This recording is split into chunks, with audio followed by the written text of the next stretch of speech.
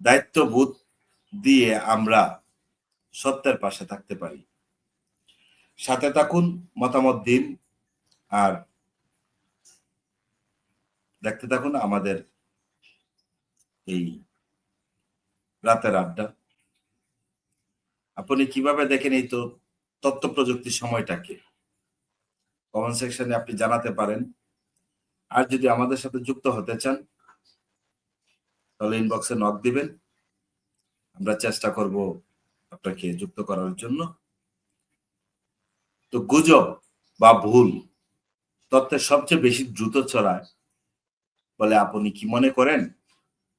এটার কমেন্টসে আপনি জানাবেন। গুজব বা ভুল তথ্য সবচেয়ে বেশি ছড়ায় কোথায়? এটার একটা উত্তর আপনাদের কাছ থেকে চাই। এনামুল ভাই কেমন আছেন ভাই? জি আলহামদুলিল্লাহ, আসসালামু আলাইকুম। ধন্যবাদ মামুন ভাই, এবং আজকের যারা এই অনুষ্ঠানে যুক্ত আছেন এবং যারা এই আমার দেখছেন বা শুনছেন, সবাইকে শুভরাত্রি। আসসালামু আলাইকুম। জি মামুন ভাই, ভালো আছেন? আপনি কেমন আছেন? আলহামদুলিল্লাহ।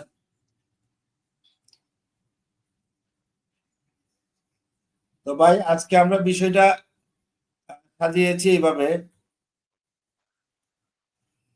যে সত্য ঘটনা বা ঘটনা গুজব নাকি বাস্তবতা, তথ্যের স্রোতে আমরা কোথায়?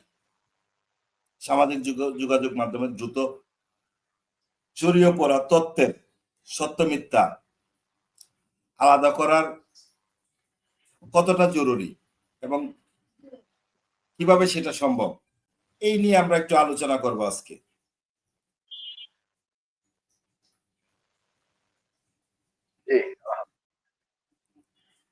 প্রথমে আপনাকে একটা প্রশ্ন আমি রাখি, গুজব বা ভুল তথ্যের সবচেয়ে দ্রুত কোথায় ছড়া বলে আপনি মনে করেন? গুজব বা ভুল তথ্য। ধন্যবাদ মামুন ভাই, একটি গুরুত্বপূর্ণ ধন্যবাদ মামুন ভাই, একটি গুরুত্বপূর্ণ প্রশ্ন আপনার সামনে আছেন। আমাদের বর্তমান সমাজে এটি একটি বহুল ব্যবহৃত বা বহুল গুজব। গুজবটা আসলে আমাদের এই দেশে একটা প্রচলিত কথা আছে যে গুজব বাতাসের আগে ছড়ায়। জি। ব্যাপারটা হলো কি, কোনো ঘটনা ঘটনা হয়তো ঘটে, কোনো একটি ঘটনা ঠিক এক্স্যাক্টলি যেভাবে ঘটে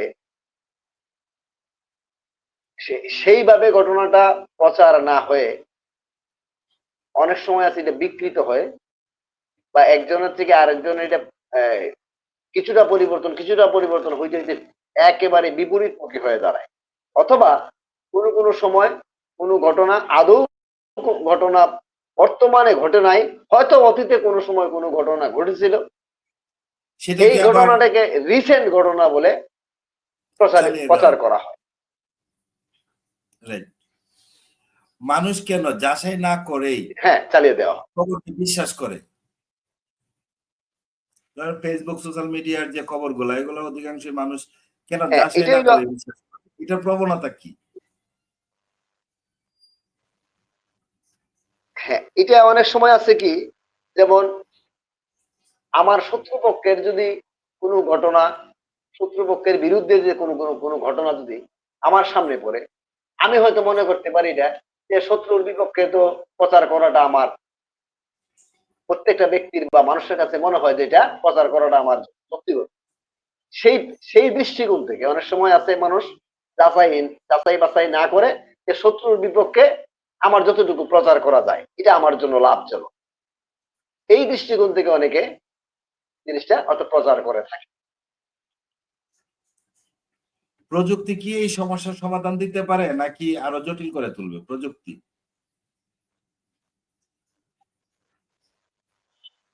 না, প্রযুক্তি এই সমস্যার ব্যাপক সমাধান না দিতে পারলেও প্রযুক্তি এটার ব্যাপারে কিন্তু এখন সোশ্যাল মিডিয়া গুলোর একটা আপনার ক্রাইটেরিয়া আছে যে অনেক ক্রাইটেরিয়ার কারণে তাদের কিছু নিয়ম কানুনের কারণে কিন্তু এখন আপনার এই জিনিসগুলো অনেকটাই তারা নিয়ন্ত্রণ করতে পারে এবং তারা যে প্রচারটা করবে তার বিরুদ্ধে তারা ইস্যু ইস্যু আপনার করে কি বলে ইস্যু দিয়ে দেয়, মানে তার বিরুদ্ধে যাক আমরা একটু পিছনে একটু আলোচনা তার বিরুদ্ধে একটা ইস্যু দাঁড় করে। আমরা একটু পিছনের আলোচনায় যাই। গতকালকে আমরা কথা বলতেছিলাম, হয়তো অসমাপ্ত রয়ে গেছে, গোলা পানিতে মাছ শিকার। আপনি একটা পর্যায়ে একটা মন্তব্য করেছিলেন গোলা পানিতে মাছ শিকার। আসলে এই গোলা পানিতে মাছ শিকারটা আপনি কিভাবে বিশ্লেষণ করতে যাচ্ছেন, বা আপনি এটা কিসের বেসিসে কথাটা বলছেন? ধন্যবাদ মামুন ভাই। গোলা পানিতে মাছ শিকার এই কথাটা কিন্তু আমাদের একটা প্রচলিত প্রবাদ বাক্য। আর প্রবাদ বাক্যগুলা কিন্তু মন গড়া হয় না, ভুয়া হয় না।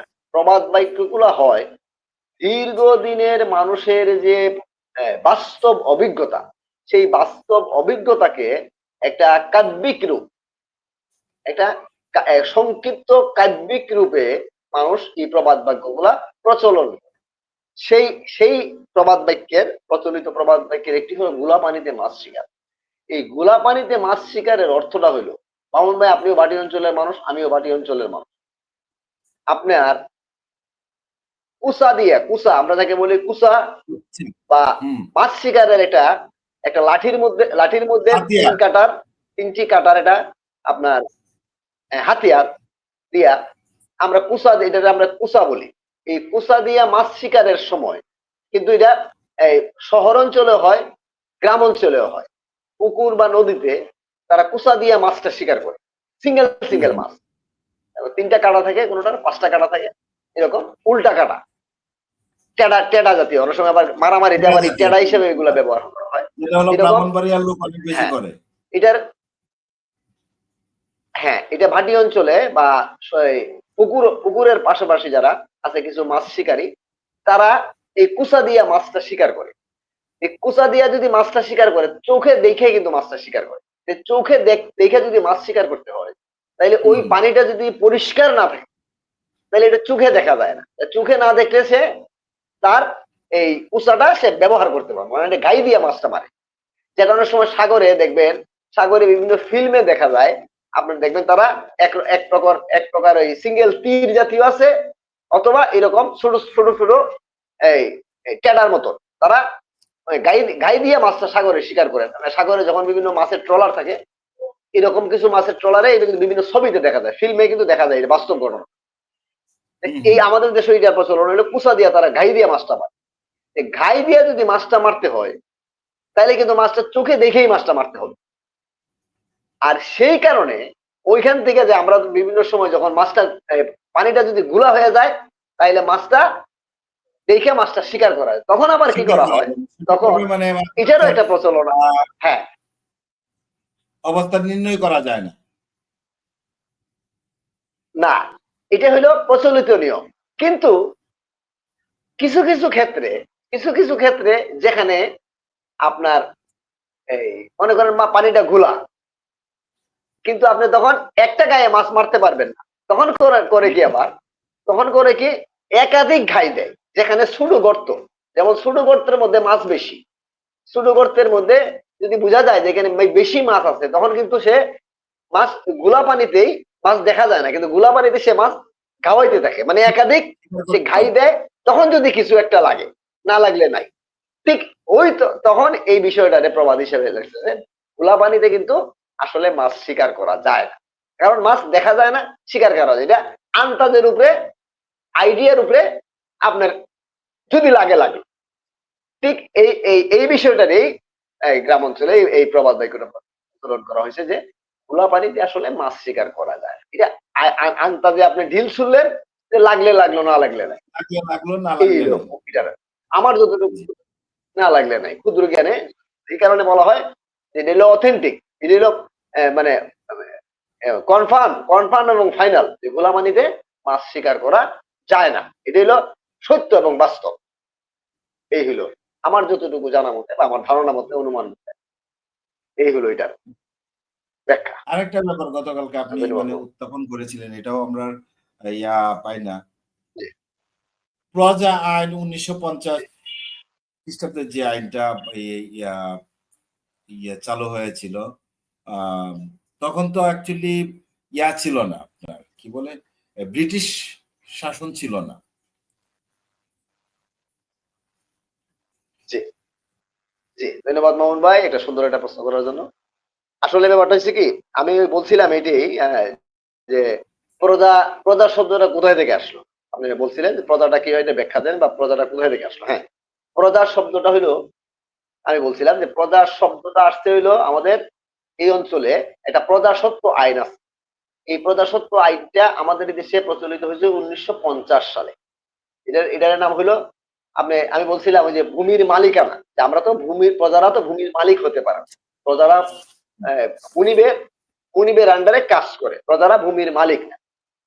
ঠিক ব্রিটিশরা, ব্রিটিশ আমলে এটার মূল আইনটা তৈরি হয়েছিল ব্রিটিশ আমল, প্রজাস্বত্ব আইন।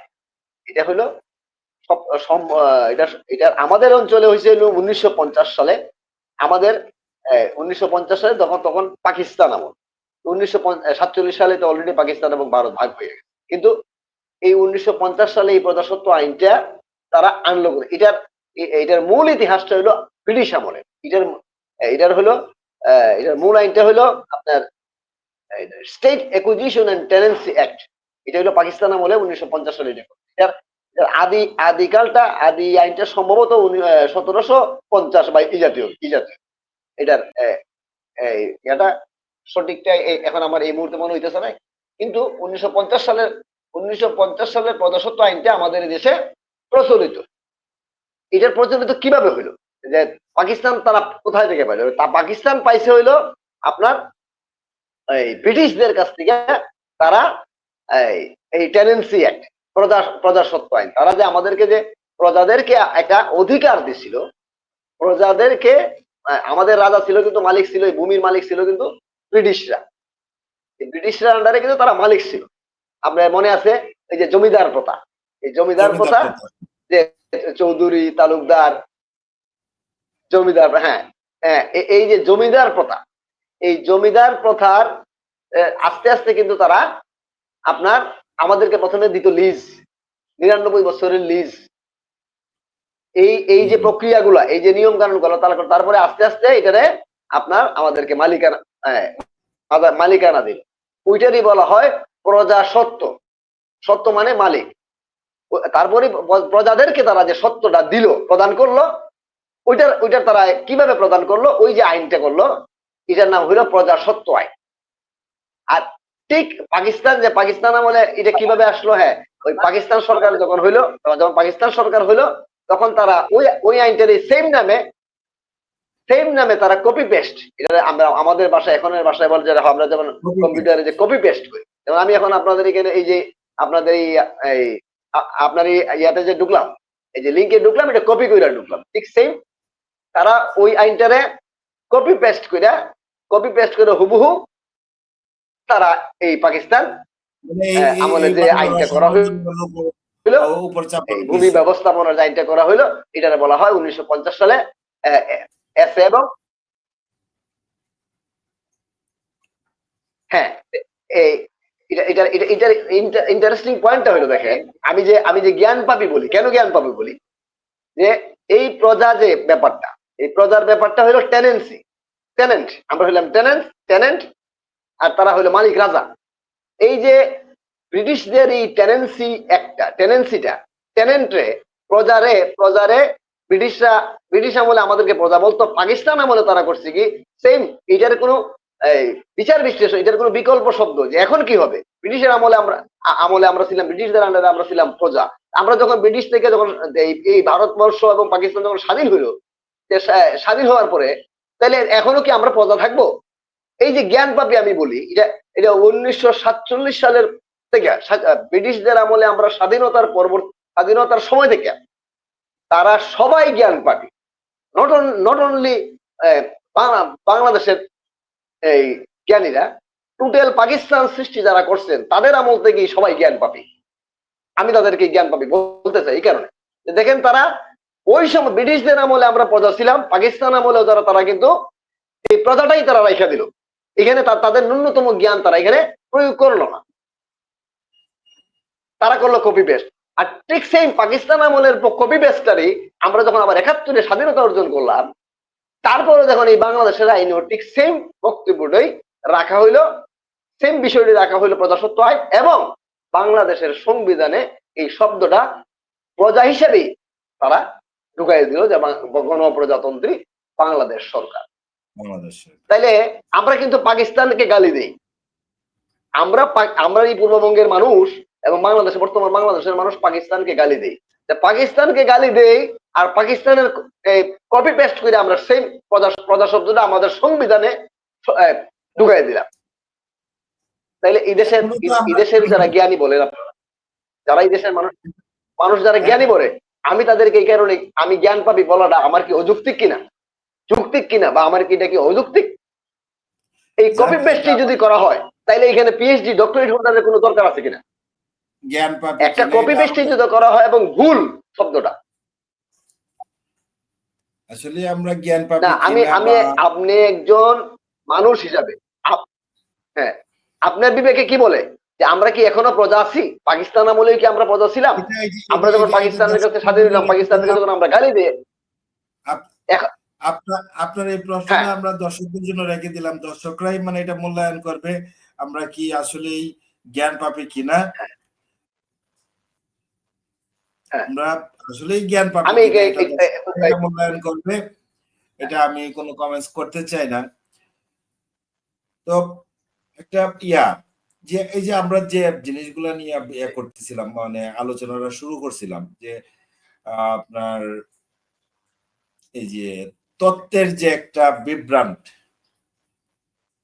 বা আমরা দেখলাম ফেসবুকে আসলো, আমরা একটা শেয়ার দিয়ে দিলাম, এই শেয়ার যে ব্যাপারটা, এটা কি একটা গুরুত্ব বহন করে না? না, শেয়ারের ব্যাপারটা তো আপনার প্রচারের ক্ষেত্রে গুরুত্ব বহন করে, কিন্তু শেয়ারের ক্ষেত্রে এখন কিন্তু আপনি যদি ভালো করে যাচাই না করে শেয়ার করেন, তাইলে আপনার বিরুদ্ধে কিন্তু ইস্যু অবলম্বন হবে, ইস্যু ক্রিয়েট হবে, তারা ইস্যু দিয়ে দিই, মানে আপনাকে আপনার বিরুদ্ধে তারা তারা একটা পানিশমেন্ট দিয়ে দিই। যেমন আমি অলরেডি কিছুদিন আগে আমাদের এই এক নেতার একটা ভিডিও আমি শেয়ার করছিলাম। আমি ওইভাবে, যেমন আপনি মামুন ভাই একটা জিনিস আপনি শেয়ার করলেন, মামুন ভাইয়ের মাধ্যমে আমি পাইলাম, আমি তো ওই বিশ্বাসের উপরে আমি এটা যাচাই না করে পট করে শেয়ার করে দিয়েছি। শেয়ার করতে গিয়ে আমি কিন্তু ইস্যু খাইছি, এর আগে বলতে আমি পানিশমেন্টে পড়ে গেছি।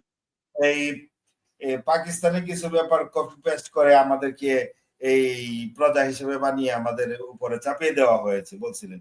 তা আমরা তো এখনো স্বাধীনতার প্রায় ৫৪-৫৫ বছর পরও এখনো আমরা ওই পাকিস্তান ইন্ডিয়া দুই ভাগই তো বিভক্ত কেন? হ্যাঁ, এই যে আমাদের যে এই কথাটাই, যে আমরা যে পাকিস্তানকে গালি দেই, কিন্তু আবার পাকিস্তানের বক্তব্যটাই আমরা পেস্ট করে আমাদের সংবিধানে ঢুকাই দিই। তাইলে আলটিমেটলি আমাদের, তাইলে আমাদের যে ডিগ্রি গুলো, আমরা যে লেখাপড়া করলাম, নৈতিকতার দিক থেকে কি তাহলে আমাদের কি পরাজয় ঘটলো না? না, এখন এটা তো জ্ঞান পাপীরা বলবেন, এই বক্তব্যটা তো জ্ঞান পাপীরা উত্তর দিবেন। এই যে ভুল বিষয়টা, আমার একটা লেখায় আমি এই ব্যাপারটা লিখছি। আমার একটা লেখাতে আমি বলছিলাম যে, মনে করেন আমি বলছিলাম যে ডক্টর কামাল হোসেনের নামটা যদি আমি এই ৭২ সালে লেখা হয় যে ডক্টর কালাম হোসেন, কামাল হোসেনের জায়গায় যদি লেখা হয় ডক্টর কালাম হোসেন, এটা যদি ৭২ সালে লেখা হইতো, তাইলে কি এই ৫৪ বছরের ভিতরে ডক্টর কামাল হোসেন স্যার এই জিনিসটা পরিবর্তন করতেন না? তার চোখে পড়তো না ওনার ভুলটা? ওনার সার্টিফিকেটে যদি লেখা হইতো ডক্টর কামাল হোসেনের বদলে ডক্টর কালাম হোসেন, যে বিষয়গুলো আপনার কিছুদিন আগেও আপনি আপনার এই আলোচনায় আনছিলেন যে নামের ভুলগুলা হইতে গেলে কি ধরনের ভোগান্তি হইতে হয় একটা মানুষের নামের ভুল হইলে কি ধরনের ভোগান্তি হইতে হয় একটা বিশেষ মানুষের করে আইডিতে নির্বাচন যদি ভুল থাকে। কমিশনের কর্তৃক। তাইলে আমাদের হ্যাঁ তাইলে আমাদের সংবিধানের এই যে ভুলটা, প্রথম শব্দটা যে গণপ্রজাতন্ত্রী বাংলাদেশ সরকার, এইখানে যে প্রজা শব্দটা লেখা হইল, বুঝলাম কপি পেস্ট করছেন, তাইলে কি এই 54 বছরের ভিতরে ডক্টর কামাল হোসেন স্যারের হুঁশ হয় নাই, বা এই দেশের পার্লামেন্টারিয়ানরা, সরকার প্রধানরা, সংবিধান প্রণেতাদের হুঁশ হয় নাই যে আমাদেরকে প্রজাটাই আমরা যে কপি পেস্ট করছিলাম এটা তো ভুল হয়েছে, এই জায়গাটা সংশোধন করা দরকার। যদি উনার সার্টিফিকেটে কামাল হোসেনের বদলে কালাম হোসেন লেখা হইতো, উনার কি হুঁশ হইতো না?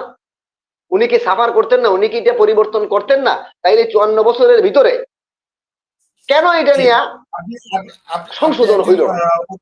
এই হইল আমার। আপনি একজন উকিল মানুষ ভাই, আপনি একজন উকিল মানুষ। তো আপনার আপনাকে প্রশ্নটা এইভাবে করতে চাচ্ছি যে একজন অপরাধী যখন অপরাধ করে জেল হাজতে যায়, দীর্ঘদিন আপনার জেল হাজত বা কারাবাস করার পর হাইকোর্ট বলেন, সুপ্রিম কোর্ট বলেন বা জজ কোর্ট বলেন, যে কোনো এক জায়গা থেকে বেল নিল, বেল নেওয়ার পর তখন আবার তাকে ওই সুরেরাস্ট দেখানো হয়। এটা এক ধরনের কি মেন্টালি টর্চার নাকি এটাই নিয়ম? হ্যাঁ, ভালো একটা সুন্দর একটা প্রশ্ন করছেন এই ব্যাপারে। এর আগে আমি বলছিলাম, তারপরে আবার ব্যাখ্যা দিব। এখানে ব্যাপারটা হলো কি, এটা কি যুক্তিযুক্ত? আমি এটার উত্তরটা দিতেছি। এটা হইলো কি, আইন আপনি জানেন তো যে আইনটা রাষ্ট্রের আইন, ধর্মীয় আইন। আইনটা তৈরি করা হয় মানুষকে পরিচালনার জন্য, ম্যানেজমেন্ট, মানুষকে নিয়ন্ত্রণ করার জন্য, পরিচালনার আইন জন্য, সরকার পরিচালনায় হয় পরিচালনার মানুষের জন্য, কল্যাণের মানুষকে, জন্য, আইনটা মানুষের প্রণয়ন মানুষের করাই হয় মানুষের হ্যাঁ, কল্যাণের জন্য। হ্যাঁ, আইনটা তৈরি করা হয় মানুষকে নিয়ন্ত্রণ করার জন্য, এবং নিয়ন্ত্রণ নিয়ন্ত্রণের করার ক্ষেত্রে জন্য। কিভাবে হবে, নেগেটিভ হবে নাকি কল্যাণের জন্য হবে। নেগেটিভ ভাবে আমরা মানুষকে কি নেগেটিভ ভাবে নিয়ন্ত্রণ করবেন নাকি পজিটিভ মানে কল্যাণমূলক হবে। এখন আমাদের রাষ্ট্রগুলো তো কল্যাণমূলক রাষ্ট্র। সেই ক্ষেত্রে মানুষের যে আইনগুলো তৈরি হবে অবশ্যই সেটা মানুষের কল্যাণমুখী হতে, মানুষের কল্যাণের জন্য হতে হবে। মানুষকে একটা পরিচালনার জন্য, মানুষকে কল্যাণমুখী ভাবে পরিচালনার জন্য, সুন্দরভাবে পরিচালনার জন্য আইনগুলো তৈরি হইত। এখন প্রশ্ন হইল যে ব্রিটিশরা যে আইনগুলো আমাদের দেশে তৈরি করেছিলেন, তারা, ওনাদেরকে আমি খারাপ বলবো না এই কারণে, ওনারা কিন্তু দীর্ঘ এক্সপেরিমেন্ট, অনুসন্ধান, পর্যালোচনার পরে আইনগুলো তৈরি করেছিলেন, এবং পুঙ্খানুপুঙ্খ ভাবে সারা বিশ্ব তারা শাসন করার জন্য আইনগুলো তৈরি করেছিলেন, এবং আমাদের জনগণের উপকারের জন্য করেছিলেন, আবার তারা তাদের নিয়ন্ত্রণের জন্য করেছিলেন।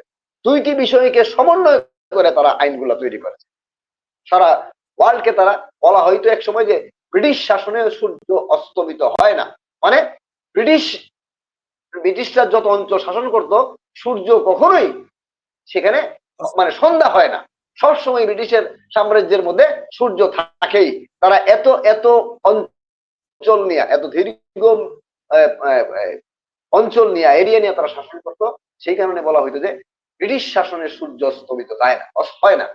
তাইলে তারা এত বিস্তীর্ণ এলাকা, ভৌগোলিকভাবে ব্যাপক অঞ্চল, ওটা অর্ধ পৃথিবী তারা শাসন করার জন্য, এবং মানুষের যাতে নিয়ন্ত্রণ, মানুষের চলার পথ সবকিছু মিলে তারা তাদের নিয়ন্ত্রণ এবং মানুষকে পরিচালনা, ম্যানেজমেন্ট, এই দুটো বিষয়গুলা বা সবগুলা বিষয়গুলো সমন্বয় তাদের সুবিধার জন্য, তাদের সুবিধার জন্য তারা যাতে নিরঙ্কুশ ভাবে এবং সুন্দরভাবে, সাবলীল ভাবে তারা যাতে নিয়ন্ত্রণ করতে পারে, রাষ্ট্র পরিচালনা করতে পারে, সাম্রাজ্য পরিচালনা করতে পারে, সেই সবগুলা বিষয়ের সমন্বয় সাধন করে তারা যথেষ্ট পরিমাণে পর্যালোচনা, বিচার বিশ্লেষণ করার পরে তারা আইনগুলা তৈরি করে, যেগুলো আমাদের জন্য এখনো প্রয়োগযোগ্য, এবং আমাদের জীবনে এখনো এগুলার ব্যবহার অনস্বীকার্য।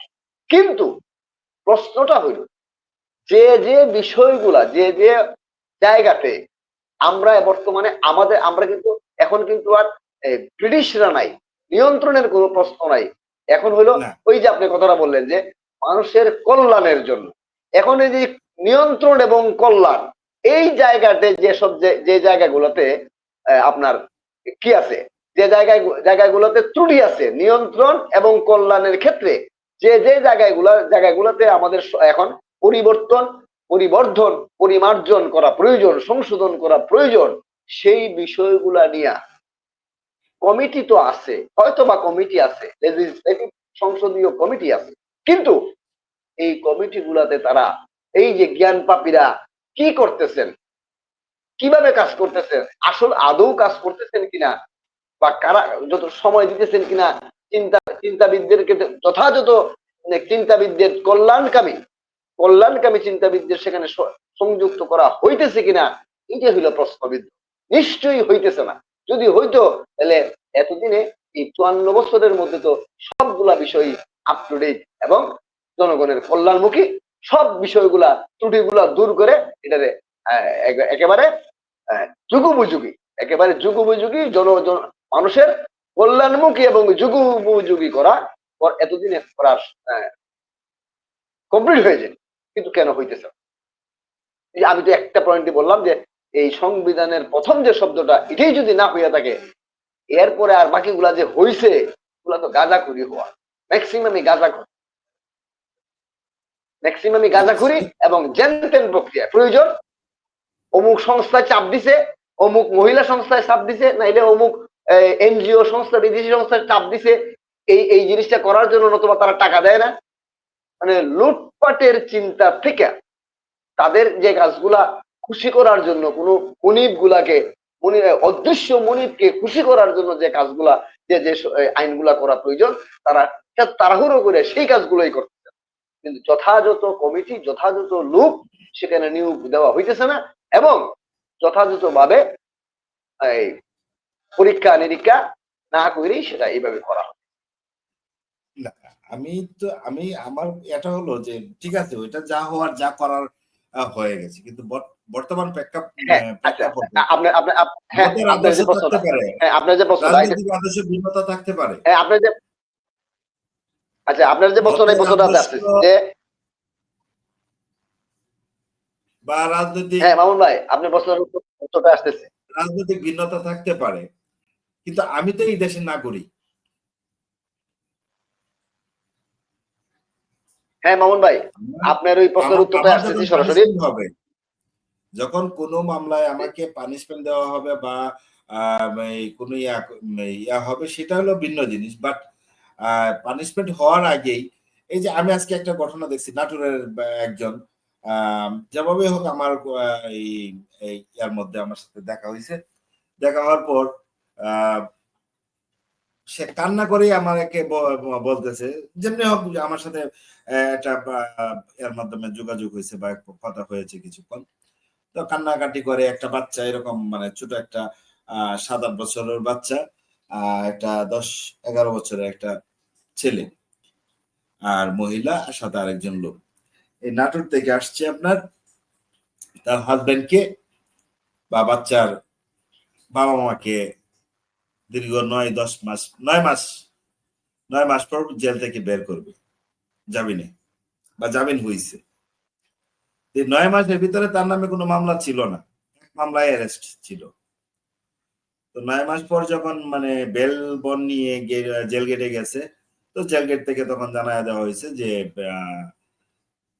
আপনাকে কি পিডাব্লিউডি তে আটকানো হলো না, কি জানি বলে, মানে সোনার সোনের হ্যাঁ সোনার পিডাব্লিউডি না কি জানি, এটাই মনে হয়। তো আপনাকে আবার গ্রেপ্তার দেখানো হয়েছে। তো আপনি আগামী ১২ তারিখ নিম্ন আদালতে প্রেরণ করা হবে। এই যে ব্যাপারগুলা, এইগুলা একজন নাগরিক হিসাবে কি তার প্রতি কোন রকম জুলুম বা ইয়া হচ্ছে কিনা, নাকি এটাই নিয়ম, এটাই এখানে আইন? বলি, এটা, হ্যাঁ, এটা আইন, এটা আইনের মধ্যে হইতেছে। এই যে শোন এরেস্টটা দেখানো হইতেছে এটা আইনের মধ্যেই দেখানো হইতেছে, কিন্তু এখানে আমি এর আগে বলছিলাম যে এখানে হইলো এই যে লোকটার উপরে এই মামলাটা দেওয়া হইলো, নতুন নতুন যে আইনটা মামলাটা দেওয়া হইলো, এই দেওয়াটার মানে আইনের যে ব্যবহারটা করা হলো, এই ব্যবহারটা সঠিকভাবে করা হইলো কিনা, অপব্যবহার এটাই হলো করা প্রশ্ন। হয়েছে কি? হ্যাঁ, আইন এখানে কি আইনের যে আইনের ব্যবহারিক দিকের মধ্যে দুইটা দিক, একটা হলো আপনার সঠিক ব্যবহার, এটা হলো অপব্যবহার। এখন এই আইনের এখানে ওনার ক্ষেত্রে এই ক্ষেত্রে আইনের সঠিক ব্যবহারটা হইলো নাকি অপব্যবহার? অপব্যবহার বলতে এটা হইলো প্রশ্নের এখানে জায়গা থেকেই যায়। যে হ্যাঁ, যে এটা এই কাজটা দায়িত্ব হইলো হ্যাঁ বলেন। মানে বলতেছি তাহলে তো এটা যে যথাযথ প্রয়োগ হলো কিনা আইনের যে এই প্রয়োগটা, হ্যাঁ, সেই প্রয়োগটা কি যথাযথভাবে হ্যাঁ, ওই লোকের প্রতি বা ওই ভদ্রলোকের করা প্রতি হইলো কিনা। প্রয়োগ হলো কিনা, এটারও একটা হ্যাঁ, প্রশ্নের জায়গা থেকেই যায়। হ্যাঁ, এখানে প্রশ্নটা হইলো যে এই যে সৌন্যারেসটা দেখানোর দায়িত্ব হইলো আপনার একজন আইওর, একজন সাব ইন্সপেক্টর। হ্যাঁ, কারণ মামলার তদন্তগুলা করা হয় এবং মামলার তদন্তের রিপোর্ট গুলা দেওয়া হয় একজন আইও।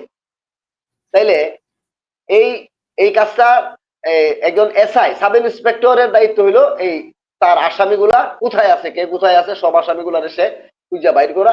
তাহলে এখন দেখা গেল খোঁজ থেকে দেখা গেল যে এই তার কাছে যে মামলাটার তদন্ত আছে, এই মামলাটার একজন আসামি কোথায় আছে, সে জেল হাজতে আছে। আচ্ছা, তাইলে তখন সে জেল হাজতে থাকলে তাইলে ওই মামলার রেফারেন্স নিয়ে সে খোঁজ করে আইসা তাইলে ওই কোর্টে, ওই নির্দিষ্ট কোর্টে সে পিটিশন দিবে যে এই অমুক আসামি, সেটা এটা আগে আমার কেন আমার নয়? এই মামলার আসামি। মানে সেটা বেল হওয়ার আগে কেন নয়, বেল হওয়ার পরে কেন আসে? আমি মানে জানতে চাচ্ছি এই জিনিসটাই, যে একটা আসামি যখন এটা জামিনে বের হবে, হ্যাঁ, অনেক আশা ভরসা তার ফ্যামিলি এবং যে জেল হাজতে আছে সে সহ তার সাথে সম্পৃক্ত আরো অনেকেই, মানে যারা তার একটা ফ্যামিলির তো আসলে মা বাবা ভাই বোন আত্মীয় পরিজন অনেকেই থাকে বিদ্যমান। তো তারা আশায় বসে আছে আমার ছেলে আসবে, আমার ভাই আসবে, আমার বাবা আসবে, এই দীর্ঘ এতদিন পর তাকে আমি দেখতে পাবো, একটু ছুঁয়ে স্পর্শ করব। বাট এই এতদিন পর্যন্ত তার নামে কোনো মানে ইয়া নাই, মানে নতুন করে কোনো মামলা নাই। মানে শেষ বাট মুহূর্তে। হ্যাঁ, যে মুহূর্তে, শেষ মুহূর্তে, একদম লাস্ট মুহূর্তে, তাহলে কি আপনার সাজা দেওয়ার আগেই, সাজা দেওয়ার আগে তাকে কি সাজা দিয়ে দিচ্ছেন না? হ্যাঁ, এইখানে হইলো এই জায়গাটাতে হইলো যে আইনের এখানে মানে সঠিক ব্যবহার সম্ভবত হইতেছে না। কারণ এই ব্যাপারটা আপনি কখন আসে, আপনি আপনি যে পয়েন্টটা বললেন যে এটা যদি হইতো যে একটা লোকের নামে 10টা মামলা আছে, তাহলে তো তার মামলাটা তারগুলো তো সবগুলো 10গুলো আগেই তার নামে সবগুলো ওয়ারেন্ট হইতো এবং একসাথে একটা মামলা সে ঢুকলে সবগুলো ওয়ারেন্ট তার নামে সঙ্গে সঙ্গেই তার জেল হাজতে আইসা যাইত। কিন্তু দেখা যায় কি, আমি 2 মাস 3 মাস 4 মাস পরে আমি বেইল নিলাম, যখনই ওই মামলাটার খবর পাইলো কেউ যে ওই একটা মামলার বেইল হয়েছে, তখনই তার কাছে নামে আরেকটা মামলার দেওয়া হয়। এই ক্ষেত্রে সেই ক্ষেত্রে অবশ্যই এখানে আইনের অপব্যবহার হইছে।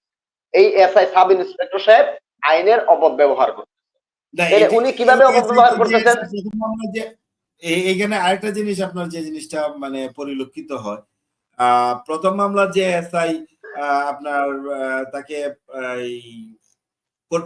কোর্টে প্রেরণ করে, দ্বিতীয় মামলা সেই এসআই থাকে না, অন্যজনের হ্যাঁ, মানে অন্য আরেক এসআই কে বা এএসআই কে আইও হিসাবে অন্য এই থানার অন্য থানার অন্য অন্য এসআই, সেম তো নাই, এটা মানে একই অন্য থানারই মামলা হইতে পারে। হ্যাঁ, একই থানারও হইতে পারে, অন্য থানারও হইতে পারে। মানে এসআই যখন আলাদা মামলার তদন্তকারী প্রত্যেকটা মামলার তো তদন্তকারী আলাদা আলাদা থাকে। এখন আলাদা আলাদা। আপনার এখানে প্রশ্ন হইলো এই জায়গাটাতে যে এখানে, হ্যাঁ, এখানে অপব্যবহারটা কিভাবে হইতেছে যে একজন এসআই আপনার মনে করেন কেরানীগঞ্জের ওই আপনার কি কয় চুনকুটিয়ার অমুক ইউনিয়নের অমুক বাড়ির লোক এটা জেল হাজতে আছে এবং তার নামে এই মামলা একটা হয়েছিল যে 3 মাস যাবত দেওয়া হয়েছিল, এখন সে হাইকোর্ট থেকে বেইল পাইছে। এই ইনফরমেশনটা তার যে কাছে তার কাছে যে মামলাটা আছে এই মামলায় তো সে আসামি না, আসামি না তার কাছে এই ইনফরমেশনটা কিভাবে গেল? এখানে অবশ্যই একজন থার্ড পার্টি আছে। থার্ড পার্টিটা কারা? না, থার্ড third পার্টিরই party- হলো না, এই third আমি party বলতে আবার ওই যখন যে সাবেক বিষয়গুলো দেখতে চাই। এই থার্ড পার্টিটাই হলো প্রভাবশালী কোন লোক। না, আমি থার্ড পার্টি তো পরের বিষয়। যখন আসামি পক্ষ বা যে বেল হইছে কিংবা উকিল সাহেব যখন আপনার জেল হাজতে তার বেল বন্ড পাঠায়, তখন এটার জন্য আপনার করে কি মানে থানার ক্লিয়ারেন্স নেই যে তার নামে আর কোনো মামলা আছে কিনা। আর এই যে এতদিন সে ভিতরে বেইল বন্ড না বেইল বন্ড জেল গেটে গেলে এই জেইলারের দায়িত্ব না থানার থানায় খবর নেওয়া যে তার নামে আর কোনো মামলা আছে কিনা। এটা কোনো আইনের মধ্যে পড়ে নাই, এটা কোনো বিধানের মধ্যে নাই। কিন্তু হচ্ছে তো তাই, আমরা তো মানে তাই দেখতে পাচ্ছি। জেইলারের দায়িত্ব না থানাকে যখন না ব্যাপারটা এইরকম না। ব্যাপারটা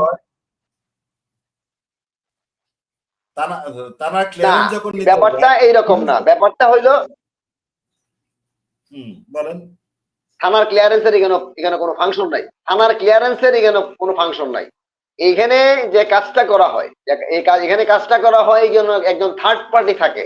থার্ড পার্টিটাকে এই আপনার যে আসামি, একজন আসামি, তার এই আশেপাশেরই সরকারি দল অথবা প্রভাবশালী কোনো লোক তার বিপক্ষে যে অবস্থান করছে, তার বিপক্ষের কোনো লোক বা সরকারি দলের স্থানীয় যে লোকগুলা তার এন্টি মুভমেন্টে থাকে, এই লোকগুলার একজন ইনফরমার থাকে, থার্ড পার্টি। এই থার্ড পার্টি তাকে যত ধরনের মানে সমস্যার মধ্যে ফালানো যায়, এই জাতীয় টেন্ডেন্সি নিয়ে যারা কাজ করে মাঠে, এবং এগুলার মধ্যে অবশ্যই সরকারি দলের কেউ না কেউ থাকে, অথবা আপনার শত্রুপক্ষ, তার পার্সোনাল কোনো শত্রুপক্ষ থাকলে তার দ্বারা ওই এসআই বায়াসড, অনৈতিক সুবিধার মাধ্যমে ওই থার্ড পার্টি যে ওই আসামির ব্যক্তিগত শত্রু মাধ্যমে সে অনৈতিক সুবিধা দ্বারা বায়াসড হয়, অথবা তার বিপরীতমুখী কোনো রাজনৈতিক দলের নেতাকর্মীর দ্বারা ওই আইএসআই বায়াসড হয়, হইয়া সেই অপব্যবহারটা করে। এখানে সম্পূর্ণভাবে আইনের অপব্যবহার। এই ক্ষেত্রে কি সেই ব্যক্তির প্রতি আপনার পরিপূর্ণ আইনের প্রয়োগটা কি হচ্ছে এরকম ভাবে? এটাই তো মানে তার বিরুদ্ধে আইনের অপব্যবহার হইতেছে। আইনের নাগরিক হিসাবে যে আমার যেইটুকু সুযোগ সুবিধা পাওয়া উচিত ছিল সেটা কি আমি পাচ্ছি? এখানেই তো প্রশ্ন করলাম যে আমি এর আগে যে ব্যাখ্যাটা দিলাম যে আইনের যে তারা আগে ছিল ব্রিটিশ, তারা মুনিব ছিল, আমাদেরকে প্রজাদেরকে নিয়ন্ত্রণ করার জন্য তারা পুঙ্খানুপুঙ্খ একদম সূক্ষ্মভাবে অনেকগুলা বিষয় তারা তৈরি করে রেখেছে তাদের প্রয়োজনে। কিন্তু এখন তো আমরা কারো মুনিব না, কিন্তু আমাদের সংবিধানে যে মুনিব বানিয়ে রাখছে, আমাদের সংবিধানে যা আমাদেরকে প্রজা বানিয়ে রাখছে, তাইলে এই দেশে যারা রাজনৈতিক দল করে, এই দেশে যারা সরকার পরিচালনা করে, তারা ব্রিটিশের সেম অনুসরণ, ব্রিটিশের ভূমিকায় তারা অবতীর্ণ হইতেছে।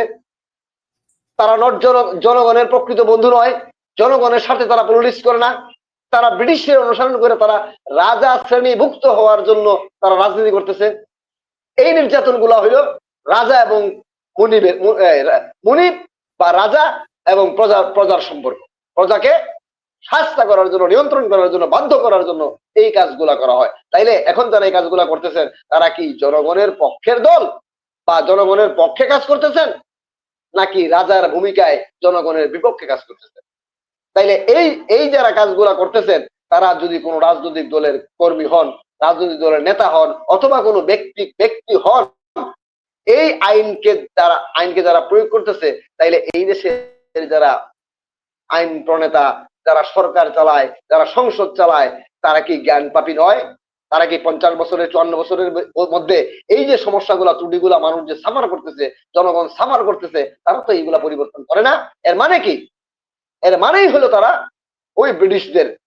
ব্রিটিশদের ভূমিকায়, তারা যখন মানুষের কাছ থেকে সুবিধা, এই 5 বছরের জন্য তারা যখন অনুমতি নিয়ে নেয় বা কোনো না কোনো ভাবে মানুষকে ভুল বুঝে তারা সরকার পরিচালনার দায়িত্ব ক্ষমতা গ্রহণ করে, তখন তারা রাজা শ্রেণীভুক্ত হয়ে যায়।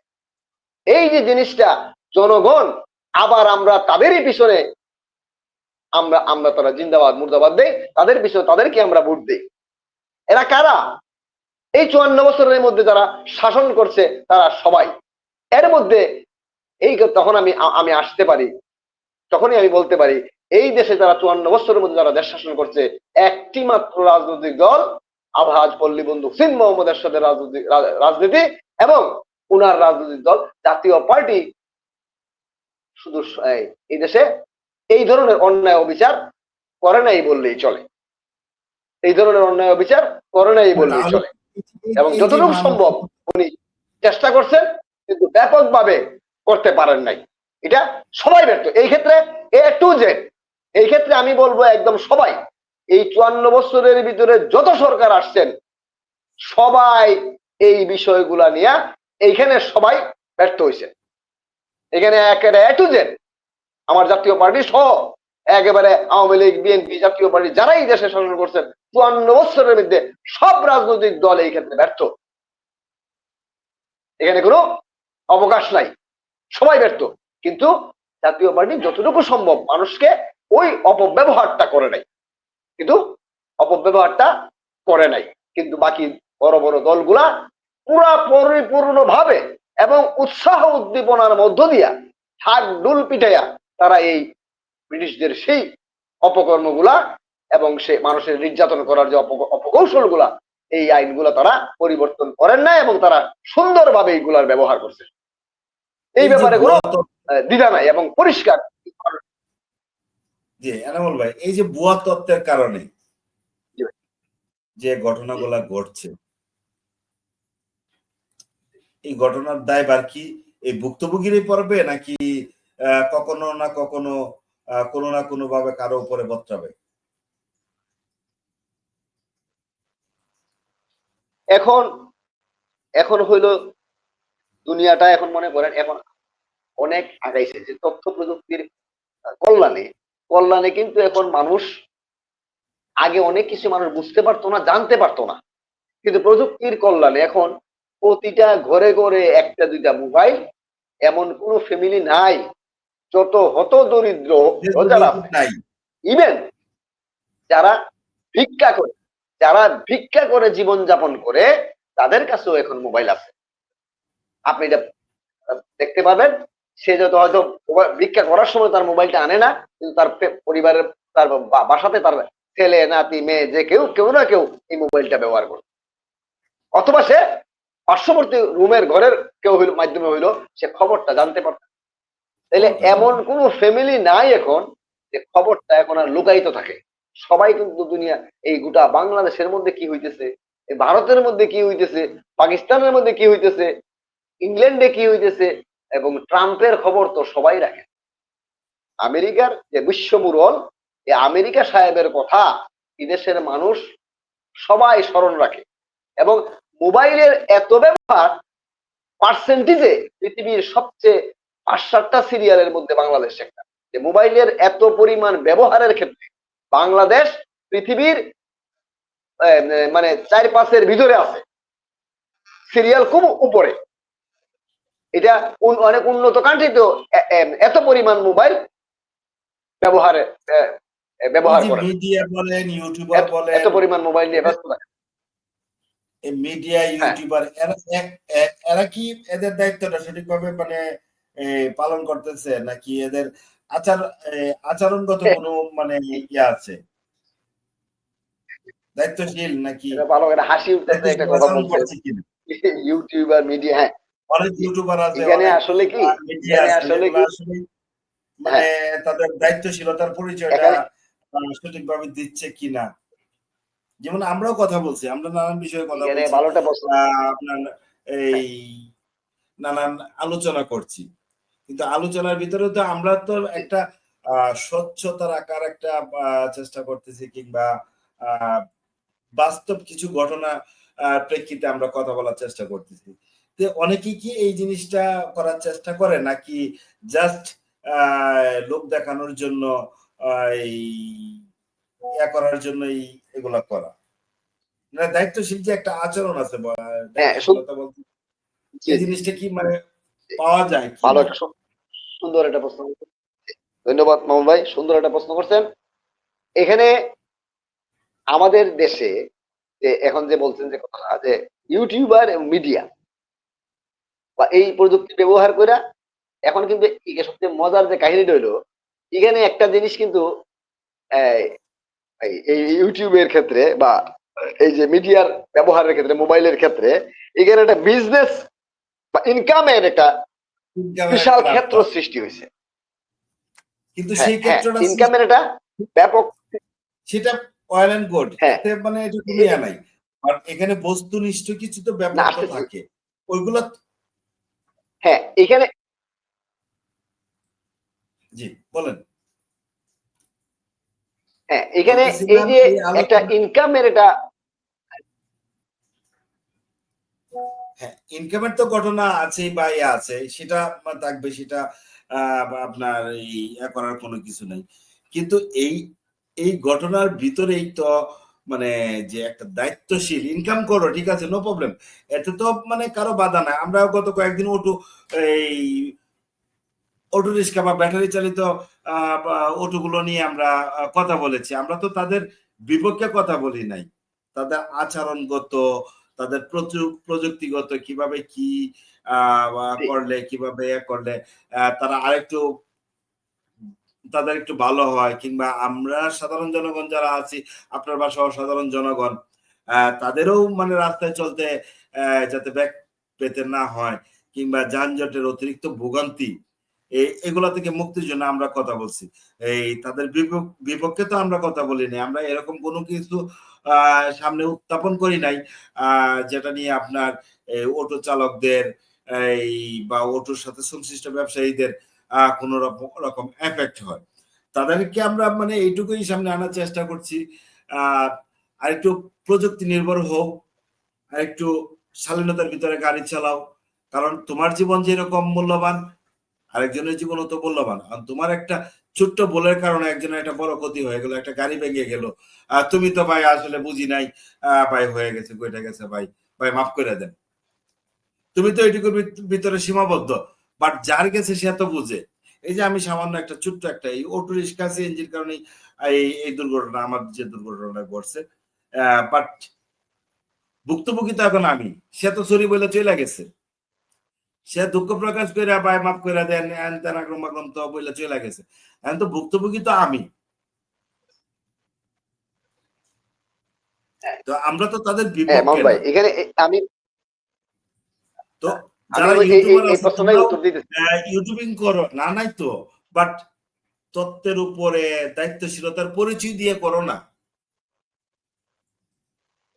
নিজেকে বিকিয়ে দিয়ে তো করার তো কোনো যুক্তিকতা নাই। তোমার বাপ আছে, ভাই আছে, তোমার হ্যাঁ পরিবার আছে, তোমার এই নেগেটিভ মন মানসিকতা যখন তুমি সকলের সামনে আসো তখন তোমার টাকাটাই কি মুখ্য হয়ে গেল? টাকা তো অনেকেই কামায়, ব্যবসা তো টাকা কামায়, কামাচ্ছে না? কুলি জি মজুরও জি তো টাকা কামাচ্ছে। এখানে আমি এই জায়গাটার একটা ব্যাখ্যা হ্যাঁ জি এখানে এখানে সমস্যাটা কোন জায়গাটায় আমি ওই জায়গায় বলতেছি যে এখানে ইনকামের এটা ভালো সোর্স সৃষ্টি হয়েছে, সুযোগ সৃষ্টি হয়েছে। এটা কিন্তু পজিটিভ, এটা রেমিটেন্সও কিন্তু বলা চলে, নেগেটিভ না। রেমিটেন্সও বলা এটা চলে, এই যে হ্যাঁ হ্যাঁ এটা একটা বিশাল রেমিটেন্সও বলা ক্ষেত্র। চলে। মানুষ আজকে এই সুযোগটা পাইছে। হ্যাঁ হ্যাঁ যারা আপনার সরাসরি এই মুহূর্তে মনে করেন কাজ কোনো কোনো চাকরি সরাসরি কোনো প্রতিষ্ঠানে চাকরি পাওয়ার সুযোগ নাই, কিন্তু এখানে এই এই কাজ মিডিয়ার কল্যাণে, ইউটিউবের কল্যাণে বা বিভিন্ন কি করে অ্যাপস এর কল্যাণে, আপনার আপনার ইন্টারনেটের কল্যাণে আজকে এই সুযোগগুলা সৃষ্টি হয়েছে।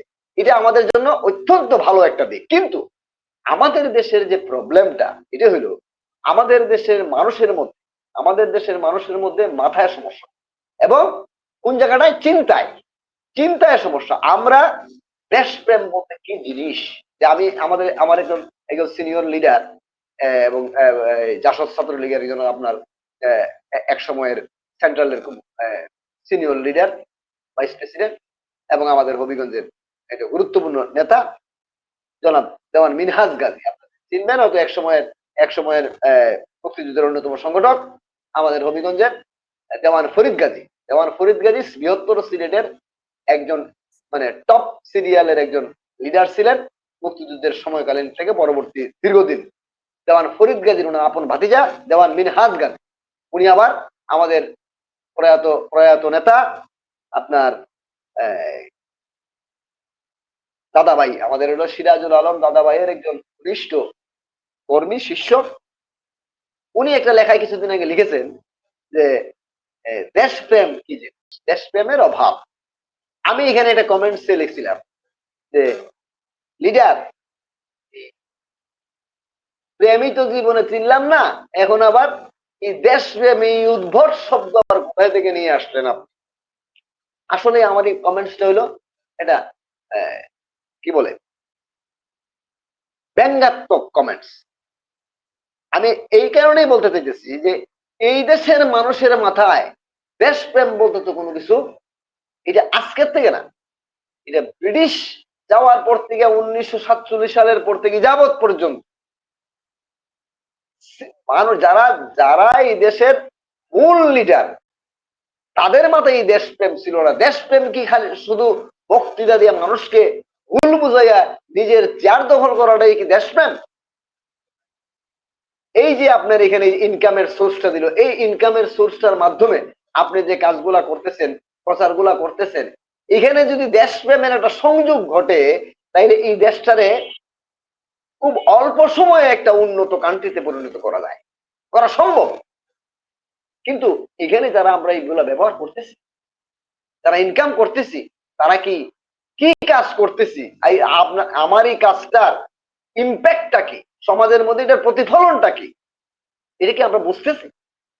সাইড এফেক্টটা কি, কি হইতেছে আমার এই ভিডিওটার মাধ্যমে আমি কি মেসেজ দিতেছি, এটা কি আদৌ জনগণের কল্যাণকর নাকি জনগণের জন্য ক্ষতিকর? আমি শুধু এই বেশি অধিকাংশ লোক, কিছু কিছু লোক যে পজিটিভলি ব্যবহার করতেছে না তা না, কিছু কিছু লোকের মধ্যে দেশপ্রেম আগেও ছিল এখনো আছে, কিন্তু সেটা কালের পরিবর্তে বা সমাজের চাপে, সমাজের সমাজের বেআইনি এবং অপব্যবহারকারীদের চাপে তাদের অবস্থানটা একেবারেই বিলীন অবস্থায় আছে, সুপ্ত অবস্থায় আছে, লুকায়িত অবস্থায় আছে, যা প্রকাশ করার মতো পরিবেশ কোনো সময় সুযোগই পাইতেছে। এটাই হলো সবচেয়ে বড় সমস্যা। এই সুন্দর এই সুযোগটাকে যদি কাজে লাগিয়ে এবং পজিটিভ ভাবে যদি মানুষের ক্ষতিজনক কল্যাণমুখী চিন্তাটা কিভাবে কাজটা করলে আমার এই কাজটা মানুষের কল্যাণও আসবে, আবার আমার অর্থ আসবে, এই দুইয়ের সমন্বয় করে যদি কাজগুলা করা হয় তাহলে এই দেশকে এগিয়ে যাওয়া খুব অল্প দিনে এই দেশকে একটি উন্নত দেশে পরিণত করা যাবে সম্ভব। যেমন একটু লক্ষ্য করে যদি দেখেন মামুন ভাই সহ যারা দর্শক আছে, দেখেন আমাদের ব্রিটিশের আগেও ছিল আমরা ধনশালী সম্পদশালী এই ভারতবর্ষের মানুষ ছিল। এই ভারতবর্ষে পৃথিবীর অন্যান্য দেশ থেকে মানুষ আসে এখানে জীবিকা নির্বাহন করার জন্য আসছে। একেবারে আপনার ইউরোপ আমেরিকা সহ আপনার কি বলে আমেরিকা তো আবিষ্কারই হয় না, এর আগেই এখানে মানুষ আসছে। আমেরিকা আবিষ্কার হওয়ার আগেই এই অঞ্চলে মানুষ আসছে এই অঞ্চলের ধন সম্পদের খুঁজে, এই অঞ্চলের দেশ থেকে ধন সম্পদ চুরি করে নিছে। তারপরে মনে করেন ব্রিটিশের আমলে তো এই 200 বছরে আমাদেরকে শোষণ করে এদের সে ধন সম্পদ নিছে। এর মধ্যে ওই সময়কালেও পৃথিবীর বিভিন্ন দেশ থেকে, আফগানিস্তান থেকে শুরু করে পারস্য থেকে শুরু করে আপনার সৌদি আরব, মিডল ইস্ট থেকে শুরু করে অসংখ্য অঞ্চলের মানুষ এখানে আসছে ব্যবসা বাণিজ্য করার জন্য, এখানে জীবিকা নির্বাহের জন্য। আমরা এই অঞ্চল ভারতবর্ষটা আদিকাল থেকে একটি সমৃদ্ধ এবং সম্ভ্রান্ত দেশ ছিল। কিন্তু আজকে আমাদের কি অবস্থা? এই ব্রিটিশরা আমাদের মধ্যে যে বিশ্রী এবং নেগেটিভ যে পলিসি গুলা দিয়ে গেছে, ব্রিটিশরা এই দেশকে যাওয়ার সময় যখন তারা বুঝতে পারছেন যে এই দেশে আর আমাদের শাসন করা সম্ভব নয়, ভারতবর্ষ আর শাসন করা আমাদের দ্বারা সম্ভব নয়, আমরা চলে যেতে হবে। তখন থেকেই তারা এই দেশকে, এই দেশের মানুষের মধ্যে যত কি বলে, যত দূষিত এবং যত মানুষের ক্ষতিকারক যত পলিসি আছে, তারা তখন থেকে মানুষের মাথায় মাথায় ঢুকিয়ে দেওয়ার চেষ্টা করছে। আর এই জিনিসগুলোর মাধ্যমে আমরা সাময়িক সুবিধা পাইছি। আর এই এই যে লোভ, এই যে সাময়িক সুবিধা, অন্যায় কাজ করার সময় বা অবৈধ কাজের যে সুবিধাগুলা, অতিরিক্ত সুবিধাগুলো আদায় করতে করতে পাইতে পাইতে আমাদের এই দেশের অঞ্চলের মানুষের এখন আর হিতাহিত জ্ঞান বলতে কোনো আছে বলে আমি মনে করি না। একটু যে ওই পড়লেই যে একজন জ্ঞানী হবে বা দেশপ্রেম হবে, এটা এখন আজকের বাস্তবতায় এই বিষয়গুলো একদম পরিষ্কার যে লেখাপড়া করলেই, ডিগ্রি অর্জন করলেই একজন প্রকৃত মানুষ হতে পারে না, জ্ঞানী হতে পারে না। এই দেশকে শুধু তারা পিছনেই নিতেছে, ভালোভাবে আগাইতেছে না। আমাদের পরে যারা স্বাধীন হয়েছে, এরকম অনেক দেশ পৃথিবীতে এখন অনেক উন্নত অবস্থানে চলে গেছে। মালয়েশিয়া আমাদের পরে স্বাধীন, এরকম অনেক ছোটখাটো দেশ বা বড় দেশ আমাদের পরে দেশ স্বাধীনতা অর্জন করছে, কিন্তু আমরা অনেক পিছনে। তাইলে এই দেশকে যারা কেউ শাসন করতেছে, এই দেশকে তারা সরকার পরিচালনা করতেছে, তারা কি করতেছে? অবশ্যই তারা সঠিকভাবে পরিচালনা করতেছে না। তারা শুধু নিজেদের ওই যে ব্রিটিশদের যে, মানে ব্রিটিশরা যে ক্রিমিনাল, যে যে ক্ষতিকারক যে অন্যায় অবিচার গুলো, অন্যায় এবং আপনার এই কি বলে অকল্যাণকর যে বিষয়গুলো আমাদের মাথায় ঢুকে গেছে, যে যে পদ্ধতিগুলো আমাদের কাছে দিয়ে গেছে, সেই জিনিসগুলো আমরা সুন্দরভাবে আয়ত্ত করছি। এখানে দেশপ্রেম বলতে কোনো কিছু নাই। কোনটা ভালো আর কোনটা খারাপ আমরা সেটা অনুমান করতে পারি না, আমরা অনুমান করতে ব্যর্থ হয়েছি। ইভেন পার্সোনালি যারা লেখাপড়া করছে তারা তো ব্যর্থই, যারা এই দেশকে চালাইছে তারাও ব্যর্থ, অধিকাংশ ক্ষেত্রেই ব্যর্থ। সেই কারণে এখন পর্যন্ত এই দেশটাকে নিয়ে কি যে অবস্থা, একটা একজন লোক এখন একটা কি বলে যে জনগণের প্রতিনিধি মানে কি? জনগণের সার্ভেন্ট। জনগণের প্রতিনিধি যদি জনগণের সার্ভেন্ট, জনগণের করুণা জোর করে নেওয়ার জন্য মানুষ একজনকে গুলি করে মেরে ফেলায়, এটার মানেটা কি? মানে এখানে অনেক সুপ্ত সুবিধা আছে, অনেক গোপন সুবিধা আছে, যেখানে একবার যাইতে পারলে 14 গোষ্ঠী পয়সা খাইতে পারবে, হাজার হাজার কোটি টাকা ইনকাম করা যাবে। এই যে টার্গেটটা নিয়ে মানুষ আজকে একজনকে ওই পদ পাওয়ার জন্য, ওই নমিনেশন পাওয়ার জন্য একজনকে খুন করে ফেলাইতেন। এগুলা কি আদৌ কি মানুষের প্রকৃতির মধ্যে পড়ে? এগুলা কি রাজনৈতিক নেতা হওয়ার, এইসব দলগুলা কি রাজনৈতিক নেতা হওয়ার বা রাজনৈতিক দল হওয়ার কোন যোগ্যতা রাখে? কিন্তু তারাই তো দেশের নেতা, তারাই তো দেশের মন্ত্রী, তারাই তো দেশ পরিচালনার দায়িত্ব, দেশের ক্ষমতা অর্জন করে, তা মানুষ তাদেরকে দিয়ে ক্ষমতায় বসায়। তাহলে আলটিমেটলি কি দাঁড়ায়? এই লেখাপড়ার, এই বই পুস্তক পড়া আর এই এত সব কর্মের কি মানে দাঁড়ায়?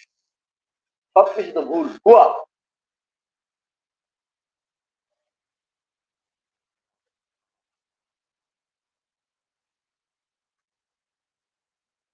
অমন ভাই,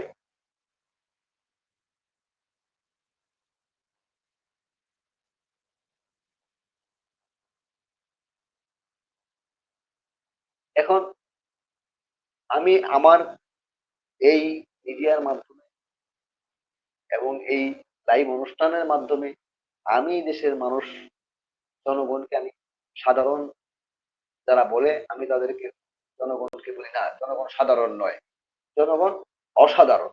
কারণ এই জনগণই তাদের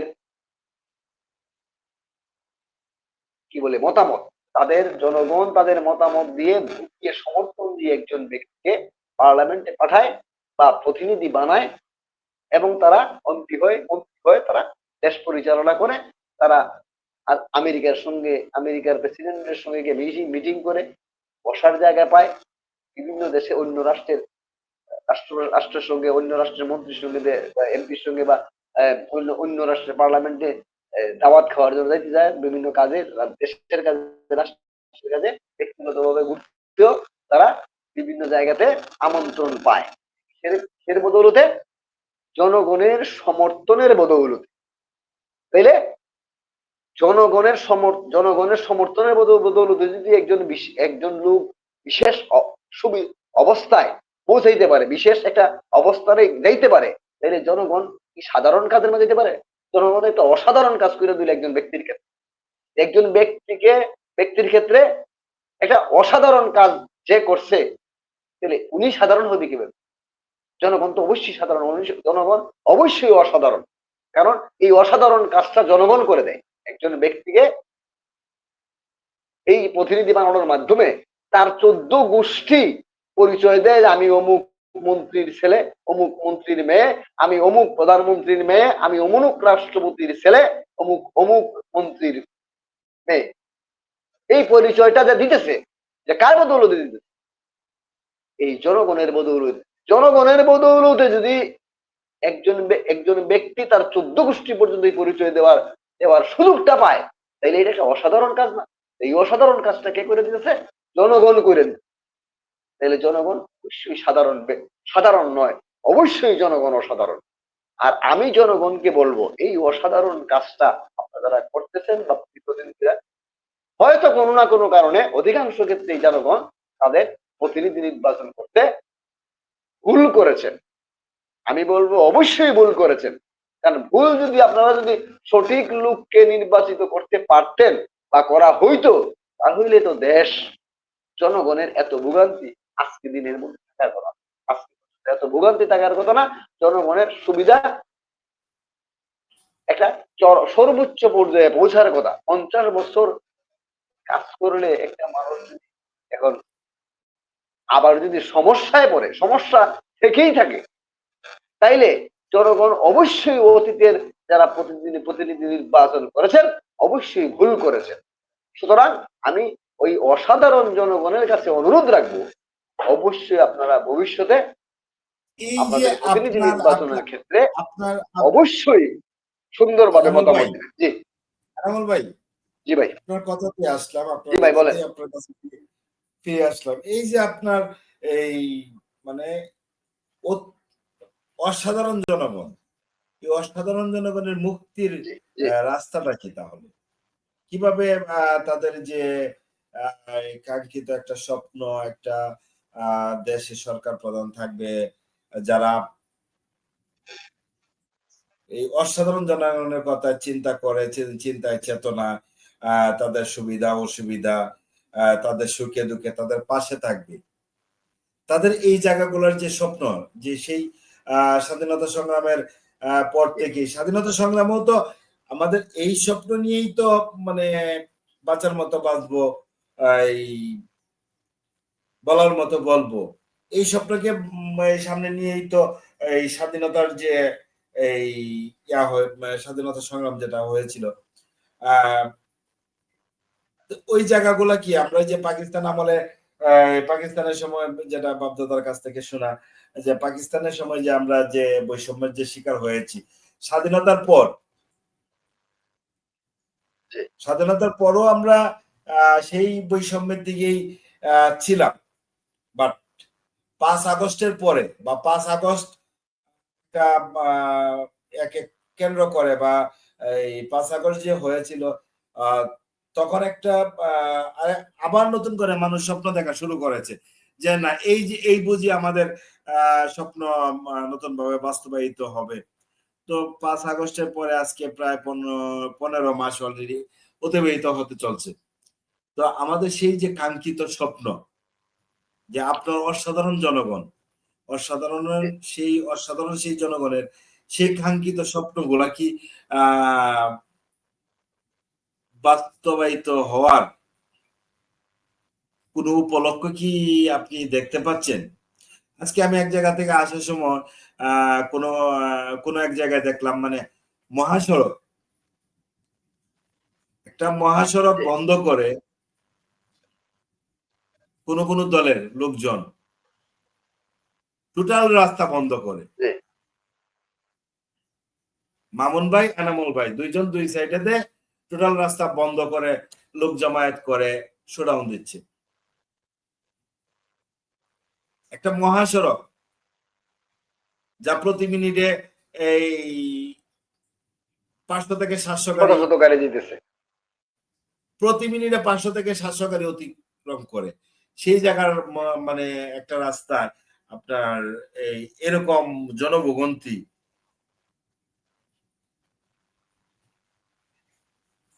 ধন্যবাদ মামুন ভাই, একটা সুন্দর একটা বিষয় বলছেন যে স্বাধীনতা সংগ্রাম থেকেও সংগ্রামের পূর্ব থেকেই আমাদের এই জনগণের অধিকার নিয়েই, জনগণের সুবিধা এবং বৈষম্য দূরকরণের করতেই আন্দোলন সংগ্রামের মাধ্যমে স্বাধীনতা সংগ্রাম অনুষ্ঠিত হয়েছে।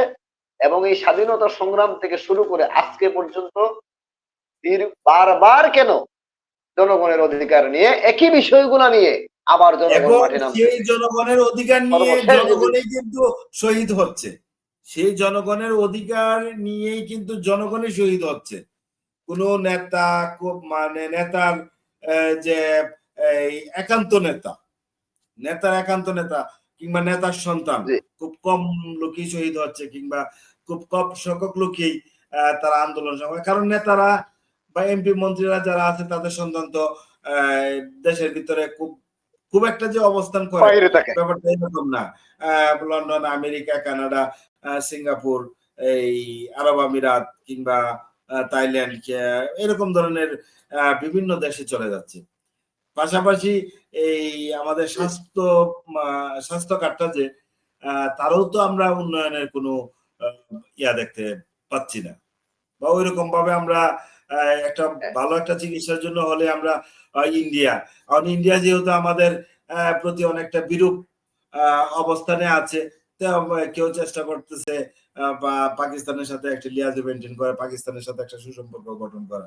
এটা আসলে কতটুকু যুক্তিযুক্ত? যদি এটা না করে আমরা যদি আমাদের স্বাস্থ্য কার্ডটাকে যদি এস্টাবলিশ করি, কিংবা এখানে আরো বেটার, আমাদের এখানে ডাক্তার আছে, মানে কাজ করার মতো ডাক্তার আছে, কিংবা চিকিৎসা দেওয়ার মতো অনেক অভিজ্ঞ ডাক্তার আছে, তাদেরকে যদি আমরা ওই রকম ভাবে কাজে লাগাতে পারি, তাহলে কি এই এটার সুফল কি বাংলার জনগণ সহ এমপি মন্ত্রী যারা আছে তাদের কি পাওয়ার কোনো সুযোগ আছে কি? হ্যাঁ মামুন ভাই, ধন্যবাদ মামুন ভাই, একটা সুন্দর বিষয় আনছেন। আমি এই ব্যাপারে একটু ব্যাখ্যা দিই। এখানে সমস্যাটা হইতেছে কি, এই যে 71 থেকে এখন পর্যন্ত আবার 24 সালে কেন আবার আর একটা আন্দোলনের মাধ্যমে একটা সরকার পতন ঘটানো হইলো এবং জনগণ আবার আন্দোলন করতে কেন বাধ্য হইল? আন্দোলনের মাধ্যমে দুইটা এখানে সরকার পতন তারপরেও কি 71-এর পরে দুইজন প্রেসিডেন্টকে নির্মম ভাবে হত্যা করা হয়েছে, আর দুইটা সরকারকে আপনার ওই কি বলে এই গণ আন্দোলনের মুখে পতন হতে হলো। তারপরে তো কেন আমাদের এই যে সরাই সেই দেওয়া হয়েছে। কাঙ্ক্ষিত যে মানে চাওয়া পাওয়া, যার জন্য আন্দোলন সংগ্রাম, যদি এই আন্দোলনে আমরা কত 69 সালে 1400-1500 লোকের মতো যদি আমরা শহীদ ধরে থাকি, তাহলে এই 1400 শহীদের রক্তের বিনিময়ে কেন আমাদের এই যে মৌলিক চাহিদাগুলা সেগুলা কেন এখনো পূরণ হচ্ছে না, বা আদৌ পূরণ হবে কিনা? এই এই এই প্রশ্নটাই আসছে। হ্যাঁ জি, যে এই আন্দোলনের ক্ষেত্রে 69-এও আরেকটা আন্দোলন হয়েছিল, গণ অভ্যুত্থান, তারপরেও আন্দোলন চলতেই আছে।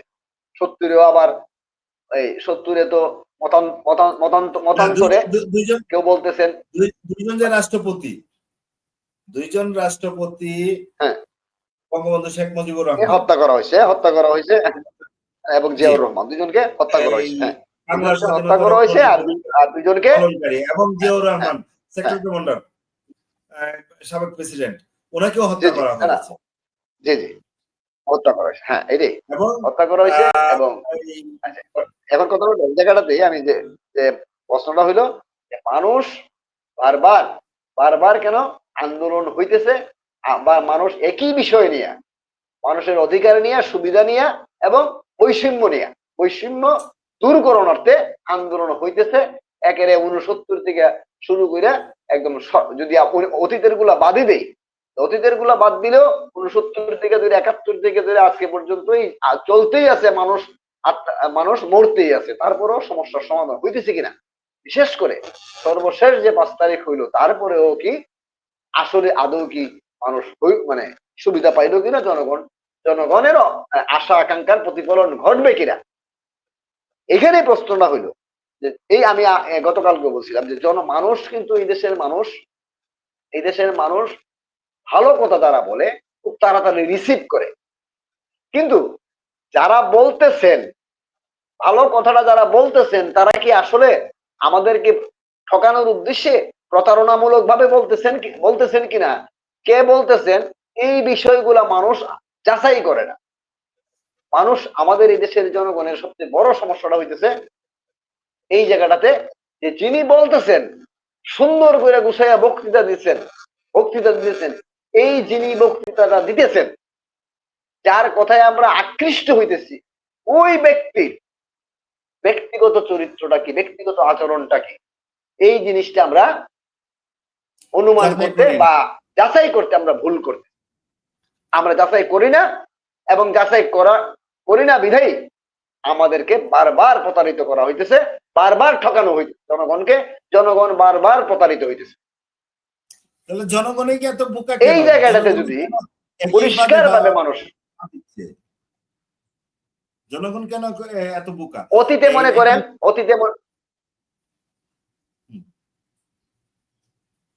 জনগণ বোকা বোকা যে আপনার যে ঠিক বোকা বলা যায় না, জনগণকে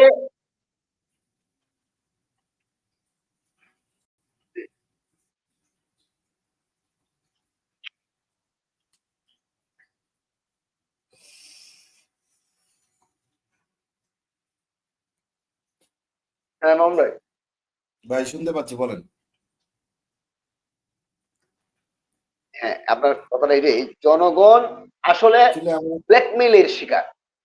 যেমন যেমন এখানে একটা রাজনৈতিক দল গঠন করা হয় কি জন্য? একটা রাজনৈতিক দল গঠন করা হয় যে জনগণের প্রতিনিধিত্ব করার জন্য। এই রাজনৈতিক দল ঘোষণার মাধ্যমে বা গঠনের মাধ্যমে জনগণকে জানানো হয় যে আমরা একটি রাজনৈতিক দল গঠন করলাম, আমরা এখানে এই এই লোকগুলা নিয়ে আমরা এতজন মানুষ, এই 100 জন মানুষ বা 101 জন মানুষের একটা কমিটি গঠন করলাম, নিয়া এই লোকজনকে নিয়া তারা এই আমরা আপনাদের প্রতিনিধিত্ব করার জন্য আমরা আগ্রহী বা আমরা উপযুক্ত, আমরা তৈরি আছি, আপনারা আমাদেরকে সমর্থন দিলে আমরা আপনাদের প্রতিনিধিত্ব করব, আপনাদের জন্য ভালো কাজ করব। এই যে মনে করেন একটা কমিটি করা হয়, এটা 100 জন হইতে পারে, 51 জন হইতে পারে, 201 জন হইতে পারে, একটা নির্দিষ্ট সংখ্যায়। এই যে নির্দিষ্ট সংখ্যায় মনে করেন আমি, হ্যাঁ একটা কমিটি করা হইল 101 জন, এই যে কমিটির সামনে আছে মনে করেন 5-7 10 জন, মোটামুটি সবাই চিনে বা অতীতে কোনো কোনো বক্তৃতার মাধ্যমে উনি পরিচিত হয়েছেন, অথবা উনি একটা পেশাদারিত্বের কোন একটা পেশার মাধ্যমে উনি পরিচিত হয়েছেন, এরকম, বা বিভিন্ন এই প্রতিষ্ঠানে মনে করেন একজন সাবেক অমুক ইউনিভার্সিটির বিবি নির্বাচিত হয়েছিলেন, এরকম বিভিন্ন ভাবে যারা জনগণের সামনে পরিচিত মুখ, এরকম 5-7 জন পরিচিত মুখকে সামনে নেওয়া হয়, সামনে রাখা হয়, সামনে রেখে তারপরে 100 জন বা 101 জনের একটা কমিটি করা হয়, কইরা একটা দল গঠন করা হয়। এই মেসেজটা দেওয়া হয়, জনগণকে জানানো হয় যে আমরা এই লোকগুলাকে নিয়ে আমরা একটা সংগঠন করলাম, একটা রাজনৈতিক দল গঠন করলাম, আর এই রাজনৈতিক দল গঠন করার মাধ্যমে একটা মেসেজ দিতে চাই যে আমরা আপনাদের প্রতিনিধিত্ব করার জন্য তৈরি আছি, এই লোকগুলা। এখন জনগণের কাজ কি? যে লোকগুলার সামনে দিল, এক সভাপতি, সাধারণ সম্পাদক, সাংগঠনিক সম্পাদক সহ এরকম 5-7 জন যারা দিল, তাদের ব্যক্তিগত ফ্যামিলিগত অবস্থান, ব্যক্তিগত চরিত্র, উনি প্রতিদিন সকাল থেকে ঘুম থেকে উঠিয়া মানুষের সঙ্গে কি কি আচরণ করেন এবং উনি সারাদিন কি কাজ করেন, উনার আদৌ কোনো পেশা আছে কিনা, উনি আসলে জীবিকা নির্বাহন কিভাবে, এই বিষয়গুলা যদি মানুষ জানতে পারে, এই যে এখন আপনার আপনার এর আগের যে প্রশ্নটা করছিলেন, এই কাজগুলা জনগণ জানবে কিভাবে? জনগণ তো আর প্রত্যেকের বাড়িতে বাড়িতে হাইটা হাইটা তার ব্যক্তিগত খোঁজ নেওয়া সম্ভব না। এই কাজগুলার দায়িত্বই হইল মিডিয়া এবং ইউটিউবারের। এই কাজগুলা যে উনি উনি যে ব্যক্তিগত কাজগুলা করতেছেন, উনি ব্যক্তিগতভাবে আসলে সঠিক এবং শুদ্ধভাবে কাজ মানে চলতেছেন কিনা, উনার চলা এবং উনার ব্যক্তিগত আচার আচরণ, ব্যক্তিগত চলার যে চলার যে পদ্ধতি, চলার যে পদ্ধতিগুলা, উনার আয় ইনকামের রাস্তা কি, এই বিষয়গুলা সঠিকভাবে, ভুলভাবে না, উনাকে উনাকে ভুলভাবে উপস্থাপন করা না, উনার সঠিক বাস্তবতাটা মানুষের সামনে তুলে ধরা, যে হ্যাঁ উনি আসলেই ভালো লোক, বা উনি এই কাজগুলা করেন, অথবা উনি এই কাজগুলা করতেছেন, উনি উনি ব্যক্তিগতভাবে উনি লোক ভালো না, ব্যক্তিগত কাজগুলো তার তার বিতর্কিত, কিন্তু উনি বক্তৃতায় এসেই বলতেছেন। এই যে ফারাক গুলা, এই যে গ্যাপ গুলা, প্রত্যেকটি নেতার ব্যক্তিগত বিষয়গুলা যে যারা বলতেছেন, তাদের ব্যক্তিগত বিষয়গুলা তাদেরকে পরিষ্কার ভাবে আয়নার মতো মানুষের সামনে তুলে ধরা হইল মিডিয়ার কাজ, ইউটিউবের কাজ। সেই কাজগুলো ওনারা সুন্দরভাবে করতেছেন কি করতেছেন, এখানে আমার মনে হইতেছে সঠিকভাবে তারা তারা করতেছেন। আর না করার কারণে এখানে দেশপ্রেমের অভাব। এখানে শুধু সবাই ব্যস্ত আছে ইনকাম নিয়ে, এই দেশপ্রেমটাকে তারা সম্পৃক্ত করতে পারতেছে, সমন্বয় করতে পারতেছে না, অথবা ওনাদের আসলে কিভাবে করা উচিত, ওনাদের সঠিক কোনো আপনার কি বলে, এই যে আপনি বলছেন যে ওই যে ড্রাইভারের ট্রেনিং এর দেওয়ার আগে, অটো ড্রাইভারের ট্রেনিং দেওয়ার আগে এদেশের যারা প্রধান, যারা জ্ঞান নিয়ে কাজ করেন, তাদেরকে ট্রেনিং দেওয়ার আগে প্রয়োজন, তাদেরকে আগে গাইডলাইন করা প্রয়োজন। আর না এই তাদেরকে যদি ট্রেডিংটা গাইডলাইন আমরা করতে পারেন, তাদের যে ভাই এই ট্রেডিংটা আমরা বিগত সরকার আমলেও দেখেছি যে এই পানি বলেন বা নানান জিনিস কিভাবে মাছ চাষ করতে হয়, সেটা শিক্ষার জন্য আপনার 150-200 জনের একটা বহর নিয়ে সিঙ্গাপুর থাইল্যান্ড ঘুরে বেরিয়েছে। এই শিক্ষায় কি শিক্ষিত হতে চাই আমরা? জি ভাই, মামুন ভাই, না, আগে আপনার কোন জায়গা দরকার? আগে আপনার রাজনীতি যদি ঠিক না করতে পারেন, অন্য কোন সেক্টর ঠিক করতে পারবেন না। 5,000 বছর যদি এখানে আন্দোলন সংগ্রাম হয়, 5,000 কোটি মানুষ যদি মারা যায়, সম্ভব না, এই দেশ ঠিক হবে না, কোন জনগণের সরকার প্রতিষ্ঠিত হবে না। আগে ঠিক করতে হবে রাজনৈতিক নেতাদের চরিত্র, আগে সঠিক রাজনৈতিক চরিত্রবান লোককে, সঠিক ব্যক্তিকে আগে ওই মূল চেয়ারে বসাতে হবে। মূল চেয়ারে, এবং মূল চেয়ারে বসবে কে? যে একটা দলের যে প্রধান, উনিই তো মূল চেয়ারে বসবে। একটা দলের মূল যে সভাপতি, চেয়ারম্যান, উনার চরিত্রটা বিশ্লেষণ করলে পাওয়া যাবে এই দলকে ভোট দিব কি দেবো না।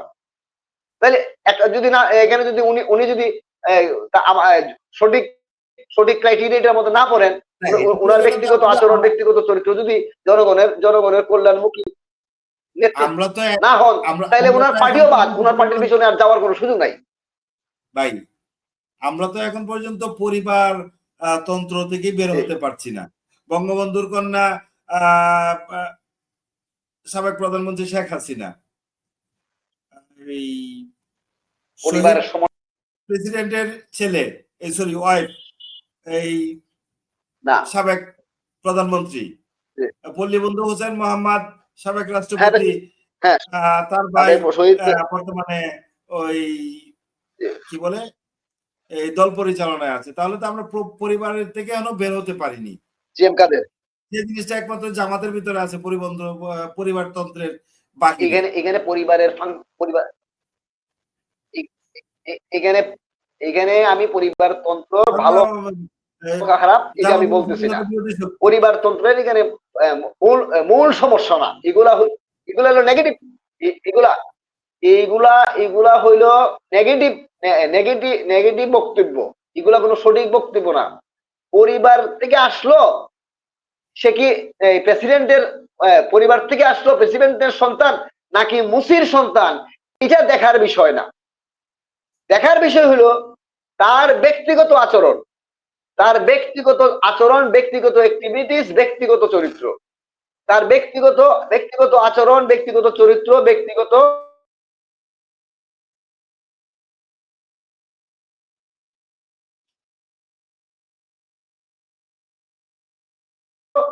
অ্যাক্টিভিটিস প্রেসিডেন্টের ছেলেই হোক,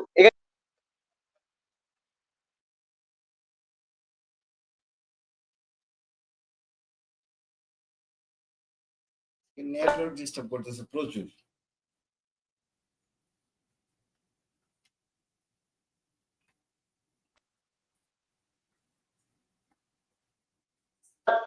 একজন মুসির ছেলেও যদি গুড হয়, তার চিন্তা চেতনা এবং ব্যক্তিগত চলাফেরা, ব্যক্তিগত আয় ইনকামের রাস্তা যদি শুদ্ধ, সহি শুদ্ধ এবং সঠিকভাবে সঠিক নিয়মের মধ্যে থেকে উনি যদি তার জীবন জীবিকা নির্বাহ করেন, সে মুসির ছেলে হোক, তাকে আমি সমর্থন করতে, সমস্যা কোন জায়গায়? আর যদি সমস্যা মনে করি, তাহলে অবশ্যই আমার চিন্তার মধ্যে ভুল আছে, আমি সঠিক লোক না, আমার চিন্তাটা ভুল। একজন রাষ্ট্রপতির ছেলে যদি খারাপ হয়, তার যদি আচরণ রাজনৈতিক দলের নেতৃত্ব দেওয়ার মতো যদি তার কোয়ালিটি না থাকে, তার ব্যক্তিগত চরিত্র যদি সেই মানের উচ্চ মানের না হয়, আর তার পিছনে আমি পিএইচডি হোল্ডার লোক গিয়ে তাকে জিন্দাবাদ মুর্দাবাদ দিলাম, তাহলে আমি ভদ্রলোক হইলাম কিভাবে? আমি জ্ঞানী লোক হইলাম কিভাবে? আর একজন মুসির ছেলে যদি যোগ্যতা সম্পন্ন লোক হয়, আর তাকে যদি আমি সমর্থন না দেই, তাকে যদি আমি নেগেটিভ, তাকে যদি আমি কি বলে অবজ্ঞা করি, অবহেলা করি, তিরস্কার করি, তাকে যদি আমি যথাযথ সম্মান জায়গায় পৌঁছে যদি আমি সমর্থন না করি, তাহলেও আমার বিবেক, এটা নষ্ট বিবেক। আমি অবশ্যই ভালো মানুষ, আমি অবশ্যই মানে ভালো মানুষ তো দূরের কথা, আমি একজন মানুষের পর্যায়ে পড়ি না। আর একজন মানুষের পর্যায়ে যদি আমি না পড়ি, আমি আবার রাজনৈতিক দলের নেতা কর্মী হওয়ার যোগ্যতা রাখি কিনা? অবশ্যই যোগ্যতা রাখি না। এই জিনিসগুলা আমাদের দেশে হলো সমস্যা। এই জিনিসগুলা নিয়ে আমরা বিচার বিশ্লেষণ করি না, এই দেশের জনগণ বিচার বিশ্লেষণ করতেছে না, অথবা জনগণের যে বাধা, যে জানার ক্ষেত্রে জনগণ জানবে কিভাবে? 18 কোটি মানুষ তো আর তারেক রহমান সাহেবের চরিত্র জানার কোনো সুযোগ নাই। 18 কোটি মানুষের তো আর এটা কি বলে জি এম কাদের স্যারের ব্যক্তিগত কি করতেছেন উনি জানার কোনো সুযোগ নাই। 18 কোটি মানুষের আপনার কি বলে ডাক্তার শফিকুর রহমান সাহেবের ব্যক্তিগত আচরণ চরিত্র বিশ্লেষণ করার কোনো সুযোগ নাই। এই কাজটা কে করবে? এই কাজটা করবে মিডিয়া ইউটিউবরা বা বিভিন্ন সংস্থা, যারা এই জনগণের এই কাজের দায়িত্ব নিছেন, সম্পাদক যারা এই দায়িত্বগুলো নিছেন, তারা যদি কি বলে, তারা যদি বায়াসড অথবা তারা যদি আপনার ঠাট্টা করেন, তখন জনগণ আর জানার সুযোগ থাকে না, তখনই জনগণ বিভ্রান্ত হয়ে যায়। এখানে জনগণের ব্যাপক পরিমাণ দোষ, এই কথা আমি কোনো সময় বলতে পারবো, বলার কোনো সুযোগ নাই। জনগণ বারবার ভুল করতেছে কেন? এটার জন্য দায়ী জনগণ নয়, কারণ এটার জন্য দায়ী হলো যারা আমরা জনগণের জন্য, জনগণের পক্ষে কাজ করব, জনগণের যেমন মিডিয়ার জন্য কাজ করব, কেউ এই কাজের জন্য সেই যে দায়ী ভাবে জনগণের উপকারের জন্য জনস্বার্থে কাজ করতেছি, আমরা প্রত্যেকের ভূমিকা সঠিক নয়। সেই কারণে জনগণের সামনে সঠিক বিষয়টা আমরা উপস্থাপন করতে ব্যর্থ হইতেছি, আর জনগণ তাদের সিদ্ধান্ত নিতে ব্যর্থ হইতেছে। এখানে প্রত্যেকেরই আগে জনগণের আগে দায়িত্ব হইলো, এখানে মিডিয়ার দায়িত্ব, আমরা যারা রাজনৈতিক কর্মী আছি তাদের দায়িত্ব, বিভিন্ন সেক্টরের যারা যে জনগণের পক্ষে কাজ করে বলতেছি, তারা প্রত্যেকে এখানে সবচেয়ে বড় ভূমিকা রাখার সুযোগ আছে হলো মিডিয়ার একটা গুরুত্বপূর্ণ সুযোগ আছে জনগণকে এই সহযোগিতাটা করার, কিন্তু আমরা করতেছি কিনা? ভাই মিডিয়া তো বরাবরই দেখছি, অবশ্যই করাতে আমরা ব্যর্থ হই। ভাই মিডিয়াকে তো আমরা বরাবরই দেখছি, যখন যে সরকার ক্ষমতা থাকে বা যে ক্ষমতা সব মানে এই সরকারি পৃষ্ঠপোষকতায় থাকে, এই তার হয়েই মানে কথা বলে, যেটা আপনার 5 আগস্টের আগে দেখলাম এই সাবেক প্রধানমন্ত্রী বা ফেসিস্ট যেভাবে আপনি বিশ্লেষণ করেন না কেন, আপনার তার পক্ষ হয়ে কথা বলছে। আর 5 আগস্টের পরে থেকে কিভাবে কথা বলছেন, মানে কখনো এই দল, কখনো ওই দল, কখনো প্রধান উপদেষ্টা, এই নিয়েই মানে আছেন। কিন্তু আসলে জনগণের যে মূল জিনিসগুলা, মৌলিক যে চাহিদাগুলো, এগুলো নিয়ে তো মিডিয়া কখনোই ওইভাবে মানে ইয়াতে ছিল না। যেমন আপনার ইয়াতে আপনার বলে 5 আগস্টের আগে একটা মিডিয়া অন্য সবগুলা মিডিয়া যেখানে নীরব নিস্তব্ধ ছিল, আমরা দেখেছিলাম যুগান্তর টেলিভিশন, কি জানি বলে, এই যমুনা যমুনা টেলিভিশন, যমুনা যমুনা যমুনা টেলিভিশন বস্তুনিষ্ঠ এবং সত্য খবর উপস্থাপন করছে, মানে যা ঘটছে সত্য মিথ্যা মানে বাস্তবতাটা মানে জি তুলে ধরছে। যমুনা একমাত্র যমুনাই তুলে ধরছে যে তুলে হ্যাঁ ধরছে। আর অন্যগুলা মানে যেইটুকু মানে কি বলবো, না করলেই না হয় ওইটুকুই মানে ওইভাবেই মানে নিছে আর কি। তাহলে এখানে কি যমুনার তাইলে একারই দায়িত্ব পারছিল যমুনা টিভির?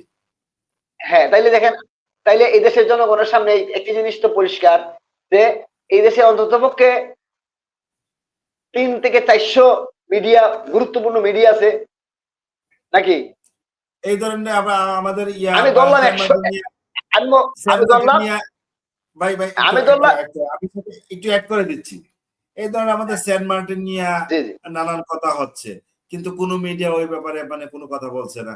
আমাদের রোহিঙ্গা ক্যাম্পে কি হচ্ছে না হচ্ছে এই ব্যাপারে সবাই মানে এই জানেই না সাইলেন্ট বলা নীরব। চলে। এরকম আরো অনেক ঘটনা আছে এখন এই মানে যে আমি ঘটনা অন্তরালেই থেকে যাচ্ছে। এগুলো কি মিডিয়ার দায়িত্ব না? হ্যাঁ এই কারণে বললাম যে এখানে মিডিয়া একটা এই, গুরুত্বপূর্ণ কি মাধ্যম। যেমন মিডিয়ার তারা এই, নিজেরাই বলে যে মিডিয়া হচ্ছে জনগণের আই, আই মানে চক্ষু, অথবা জনগণের কণ্ঠ, মুখপাত্র, জনগণের কণ্ঠ অথবা জনগণের আই। ওনারা নিজেরাই বলছেন, আমরা সেটা বিশ্বাস করি, আমরা সেটা মানি। হ্যাঁ, জন মানে মিডিয়া হলো এই মিডিয়া জনগণের দেখতাম মুখপাত্র, যে জনগণের আয়না অথবা আই বা চক্ষু। হ্যাঁ যে মিডিয়া দেখতাম একটা সময় শেখ হাসিনার বন্দনায় মানে সকাল সন্ধ্যা শেখ হাসিনার বন্দনা ছাড়া আর কিছুই বলার ছিল না। এই 5 আগস্টের পর থেকে আবার এই ভিন্ন ভিন্ন সুর, তো এক মুখে দুই রকম কিভাবে আসে, মানে দুই কিভাবে আসে? হ্যাঁ, এখন এই প্রশ্নের উত্তর দিচ্ছি, আমি এই কথাটাই আসতেছি যে আপনি এখন বাংলাদেশের কোনো কারণে সর্বনিম্ন ধরেন, মনে করেন, অনুমান সঠিক কোনো সংখ্যাটা আমি জানি না। কোনো কারণে আজকে আজকে যারা এই যে আমাদের প্রধান উপদেষ্টা Nobel laureate doctor Mohammad Yunus মহোদয়ের যে এই ওনাকে নিয়ে যেভাবে আপনার সংবাদ কিছু প্রচার করার চেষ্টা করছে, কোনো কারণে দেখা গেল ওনার এই ওনার সব প্রশ্নগুলো পরে একসাথে অন্য মিলে আরেকটা যাবে না। সরকার যখন আসবে, অন্য আরেকটা সরকার যখন আসবে তখন তো ওনার নেগেটিভিটি আবার তুলে ধরবে। তাহলে এটা কেমন ধরনের একটা চরিত্র হয়ে গেল না? এই জায়গাটা কি স্বচ্ছ রাখার মানে প্রত্যেক মোহন ভাই, রাজনৈতিক আমি দলের প্রশ্নটা লিখে রাখেন, একটু একটু নোট রাখেন। মোহন ভাই একটু নোট রাখেন, নাইলে সবগুলো একসাথে একসাথে হইলে বুঝলে দেবো আগের গুলা। একটু নোট রাখেন, একটু নোট রাখেন, পয়েন্ট পরে হইলেন, তাইলে বুঝলে দেবো ওই আগের কথাগুলা। জি এখন আপনি যে কথা বলছিলেন যমুনার কথা, একটা মিডিয়া, আমি এই কথাটাই বলতে চাই। এইখানে বাংলাদেশের অন্ততপক্ষে সর্বনিম্ন হইলেও 100 মিডিয়া আপনার মনে করেন এই বাংলাদেশে অ্যাক্টিভ বা গ্রুপ কাজ করতেছে, ধরে নিলাম যে 100 মিডিয়ার মধ্যে একটি মাত্র মিডিয়া যমুনা টেলিভিশন যে সঠিকভাবে সব নিউজ গুলা কাভার দেওয়ার চেষ্টা করছে সর্বোচ্চ রিস্ক নিয়ে। তাইলে বাকি 99 জন 100% কাজ তারা করতে পারে নাই, এখানে তারা ব্যর্থ হয়েছে। তাইলে এই যদি অবস্থা হয় সব ক্ষেত্রে, তাইলে একজনের দ্বারা কি সম্ভব এই দেশের সবকিছু কাভার দেওয়া? মানে আমরা যেখানে অধিকাংশ ওই লোক মিডিয়ার যদি কল্যাণে তো অধিকাংশ মাধ্যমগুলো যদি ভাই ওই মিডিয়ার কল্যাণেই তো এই 5 আগস্টের যে ঘটনা, এই যে গ্রামের প্রত্যন্ত অঞ্চলে টিভির মাধ্যমে মানুষ দেখতে পাচ্ছে, চায়ের স্টলে বসে মানুষ দেখতে পাচ্ছে। তাইলে তাইলে দেখেন আবার সেই মিডিয়ায় একটা আবার মিডিয়ার কতটুকু শক্তি, কতটুকু ভূমিকা পালন করছে, যে একটা আবার মিডিয়া সেই যদি মিডিয়াটাই ভাই এক এখানে আরেকটা জিনিস, আবার সেই মিডিয়াটাই 5 আগস্টের পরে থেকে কেন জানি আবার এই বুঝলে দেবো তো, জি বলেন বুঝলে দেবো আপনার একটা পয়েন্টটা মনে মিডিয়া হইলে মোহন ভাই একটু লিখে রাখেন। বলতেছিলেন। পয়েন্টটা মনে হইলে লিখে লিখে অমন ভাই পয়েন্টটা লিখে রাখেন, যদি মনে হইলে পয়েন্টটা লিখে রাখেন, নাহলে পরে আবার ভুলে যাইবো আমিও বলে দেব। হ্যাঁ, আমি ওই কথাটাই বলতেছি আপনার কথা সূত্র ধরে, যে একটা মিডিয়া যদি এত একটা শক্তিশালী ভূমিকা রাখতে পারে, তাইলে 100টা মিডিয়া যদি সঠিকভাবে দায়িত্বটা পালন করত, তাইলে আরো কতটুকু শক্তিশালী হইতো, জনগণ আরো কতটুকু উপকৃত হইতো। একটা মিডিয়ার কল্যাণে যদি জনগণ, যে একটা আন্দোলনের মানে সব খবর তারা পাইতেছে এবং তারা স্বতঃস্ফূর্তভাবে অংশগ্রহণ করে, তাহলে সেই ক্ষেত্রে একটা মিডিয়ার ভূমিকা কত গুরুত্বপূর্ণ অবস্থান নিয়েছে। এখন যদি এদেশের সবগুলা 100টা মনে করেন 100টা মিডিয়া আছে, 100টা সংগঠন আছে, সংস্থা আছে, যদি 90টাও যদি সঠিকভাবে ভূমিকা পালন করতো, 10টা না নাই করলো, তাইলেও দেখেন মানুষ আরো কত বেশি সুবিধা ভোগ করতে পারতো, আরো কত সুন্দরভাবে কাজ করতে পারতো এবং সহজ হইতো। তাইলে এখানে আসলে বাংলাদেশের প্রতিটা ক্ষেত্রে এই ঘটনাগুলোই ঘটে। 100 জনের মধ্যে একজন চেষ্টা করে জনগণের পক্ষে ভালো কিছু করার চেষ্টা করে, আর 99 জনই ব্যর্থ অথবা তাদের সঠিক ভূমিকা তারা রাখে না। 99 জন যদি সঠিক ভূমিকা না রাখে, একজনের দ্বারা কি সব ক্ষেত্রে সফলতা অর্জন করা সম্ভব? আসলে আজ কোনোদিনও সম্ভব না। এই প্রতিটা ক্ষেত্রে, বাংলাদেশের ক্ষেত্রে জনগণের পক্ষে যারা স্বঘোষিত রাজনৈতিক দল, স্বঘোষিত বিভিন্ন সংগঠন, স্বঘোষিত বিভিন্ন ব্যক্তি, যারা নিজেরা দাবি করে যে আমরা জনগণের পক্ষে কথা বলার জন্য আসছি বা তৈরি হয়েছি, আমরা জনগণের পক্ষে কথা বলার জন্য যোগ্য, তারা 99 জনই ফেক, ভুয়া। তারা ফলস কথা বলতেছেন এবং তারা সঠিক ভূমিকা পালন করার জন্য আসেন নাই, জনগণের জন্য কথা বলতে আসেন নাই। 99 জনই যদি আপনার জনগণের পক্ষে কথা বলতে আসেন নাই, মানে ফেক, ভুয়া বা প্রতারণা করতে আসে, তাহলে একজনের দ্বারা আসলে আদৌ কি সব ক্ষেত্রে সম্ভব জনগণ কি এই সুবিধাটা, জনগণ তাদের ভূমিকাটা সঠিকভাবে রাখা সম্ভব? একটা মিডিয়ার কারণে হয়তো 10 দিন সময় লাগছে বা 15 দিন সময় লাগছে মানুষ জানতে। এখানে যদি 99 বাকি 90টা মিডিয়া একসাথে কাজ করতো, সঠিকভাবে কাজ করতো, তাহলে কাজগুলো আরো সহজ হইতো না, আরো সুন্দরভাবে সবকিছু মানুষ জানতে পারতো না।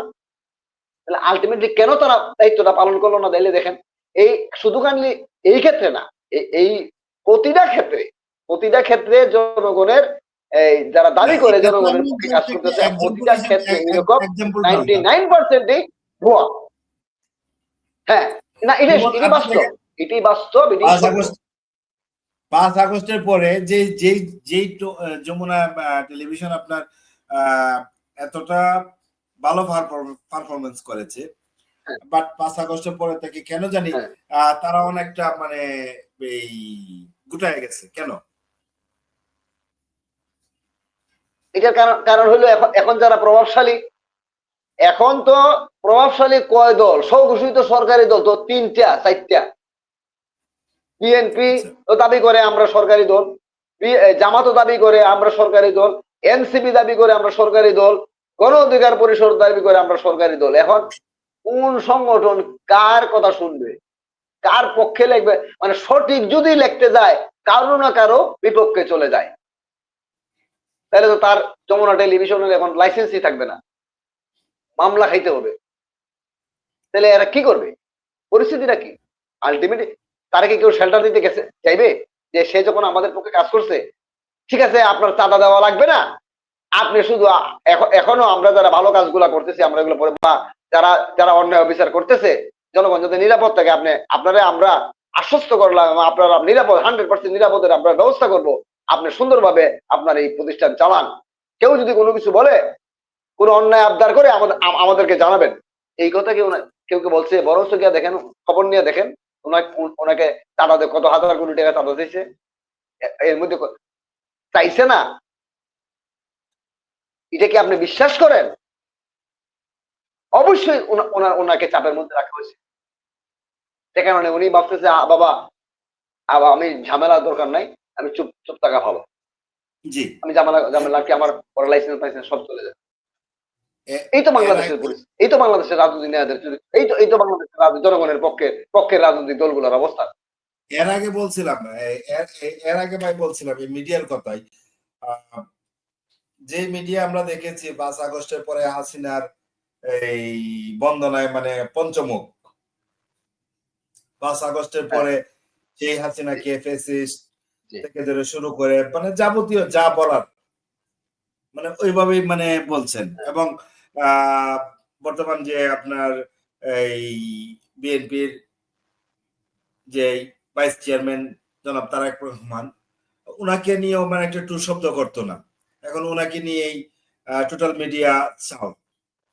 তো আপনার নির্বাচনের পরে যখন আপনার এই আমাদের যে প্রধান উপদেষ্টা আহ, মাননীয় ডক্টর মোহাম্মদ ইউনূস মহোদয় নোবেল লরিয়েট, এই উনি যখন আবার দায়িত্ব বুঝিয়ে দিয়ে চলে যাবেন, তখন আবার ওনার বিপক্ষেই তো আবার সেই মিডিয়ায় প্রশ্ন তুলবে। এটা কেমন মানে দুমুখী একটা আচরণ হয়ে গেল না? এখন প্রশ্ন হইলে একটা সুন্দর একটা প্রশ্ন আনছেন, ভালো একটা প্রশ্ন আনছেন।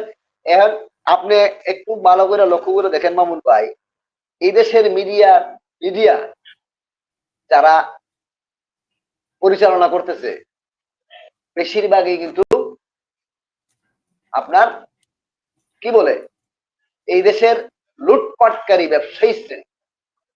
যারা সবচেয়ে বড় লুটপাটকারী ব্যবসায়ী, তারাই দেখেন 20টা মিডিয়ার মালিক, 10টা 20টা মিডিয়ার মালিক।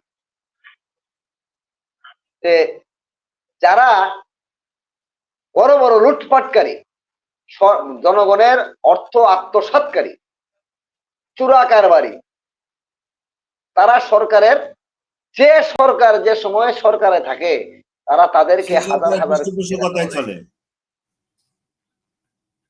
হ্যাঁ, পৃষ্ঠপোষকতা চলে। এবং দেখেন ইদানিংও কিন্তু অভিযোগ আছে, আপনার এই যে এখন যারা ছাত্ররাকে হাজার হাজার কোটি টাকা কয়েকটা প্রতিষ্ঠান, বড় বড় ব্যবসায়িক প্রতিষ্ঠান দিচ্ছে, যারা আগে সরকারের, আপনার যে কথাটা, যারা আগে এই বিগত সরকারের সহযোগী ছিল, তারা এখনো বহাল তবিয়তে, তাদের বিপক্ষে কেউ কিছু বলতেছে না। আর এইগুলো আড়াল করার জন্যই জাতীয় পার্টির সাথে লাগালাগি করতেছে। তাইলে আলটিমেটলি এই দেশের যারা নেতৃত্ব দিতেছে, অতীত যারা দিছে, বর্তমানে যারা দিতেছে, তারা সবাই জনগণের সঙ্গে প্রতারণা করতেছে। টাকা দেখলে সবাই বিক্রি বসে যায়। টাকা দিয়েই যদি তারা বিক্রি হয়, তাইলে তাদের কোনো রাজনৈতিক চরিত্র আছে? তারা কি জনগণের প্রতিনিধিত্ব করার ক্ষমতা রাখে ও যোগ্যতা রাখে? সে বিপি হোক আর পিএইচডি হোল্ডারই হোক, যারা যারা অন্যায়কারী এবং ক্রিমিনাল চোরা কারবারির কাছে টাকায় বিক্রি হয়, তারা কি দেশের নেতৃত্ব দেওয়ার মতন যোগ্যতা রাখে? অবশ্যই রাখে না। তাইলে জনগণ তাদের দ্বারা কি আশা করতে পারে? জনগণের কি ভালো হওয়ার কোন সুযোগ আছে? তাদের দ্বারা উপকৃত হওয়ার কোন সুযোগ আছে জনগণ? আবার জনগণ প্রতারিত হবে, জনগণ বারবার প্রতারিত হবে।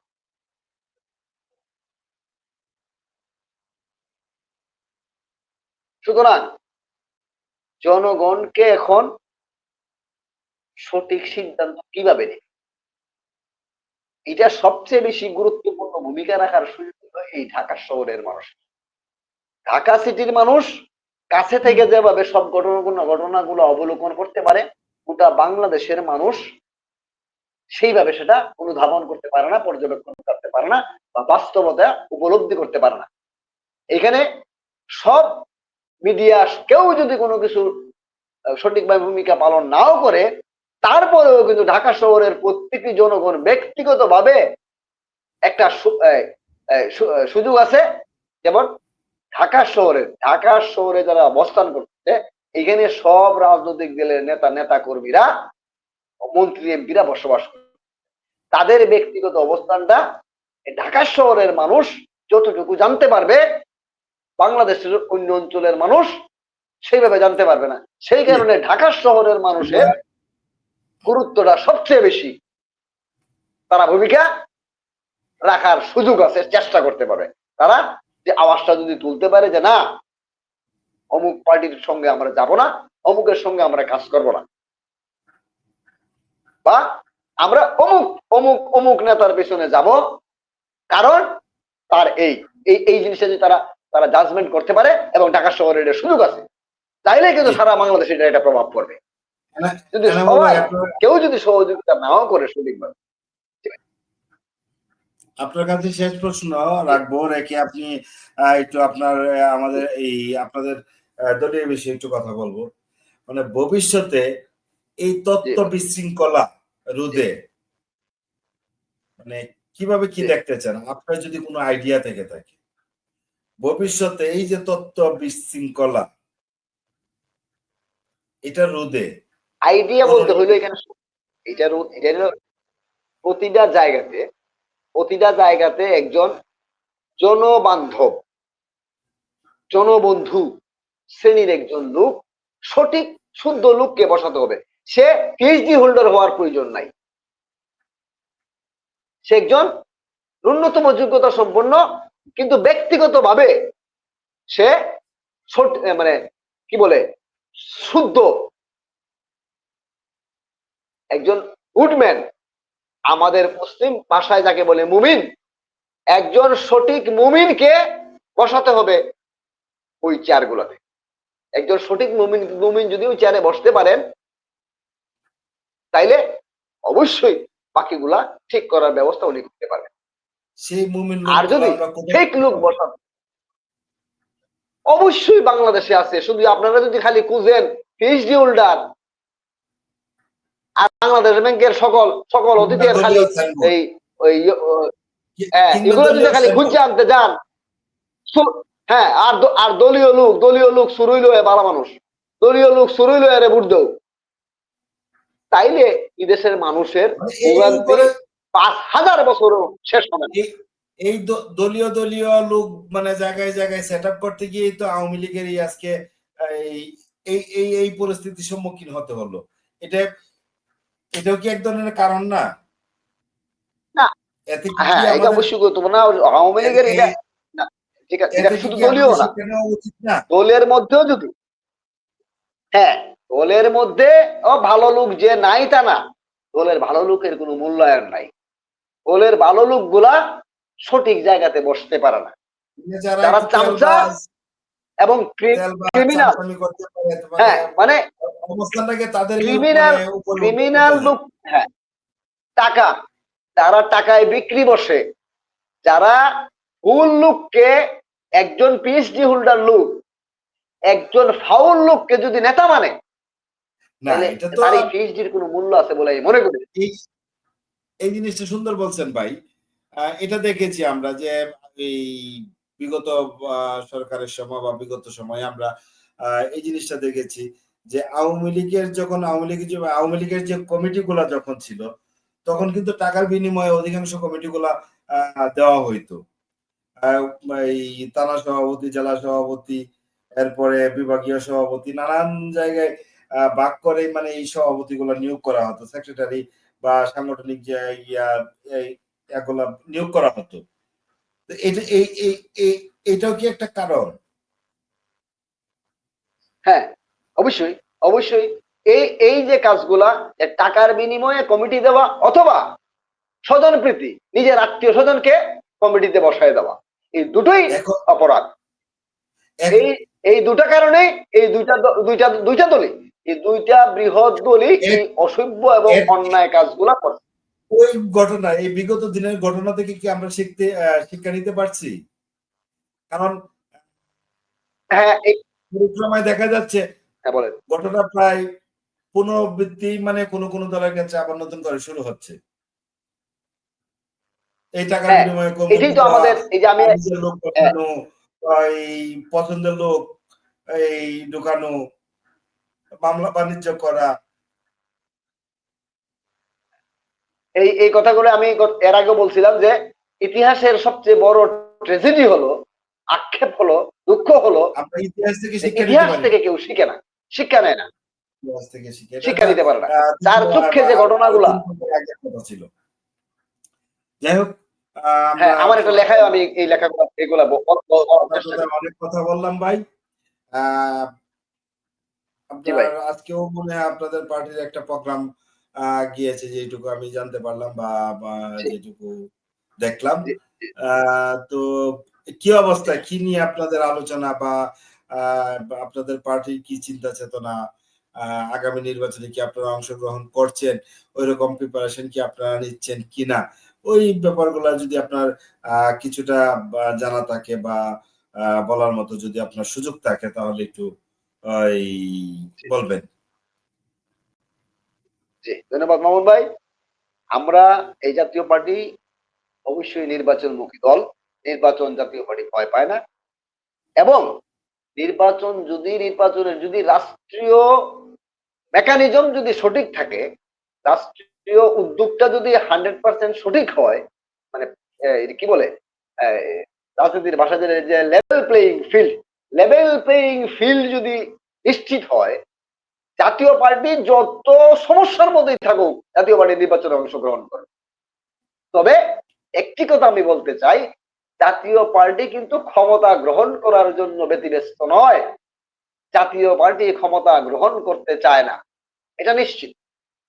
জাতীয় পার্টি ক্ষমতার জন্য লালায়িত নয়, যেভাবে অন্য বড় রাজনৈতিক দলগুলা ক্ষমতার জন্য মরিয়া, প্রার্থী প্রার্থী হওয়ার জন্য মরিয়া, একজনকে হত্যা করে হলেও আমাকে প্রতিনিধি হতে হবে, আমাকে নির্বাচনের প্রার্থী হতে হবে, আমি ক্ষমতায় যেতে হবে, সেই জন্য জাতীয় পার্টি লালায়িত নয়।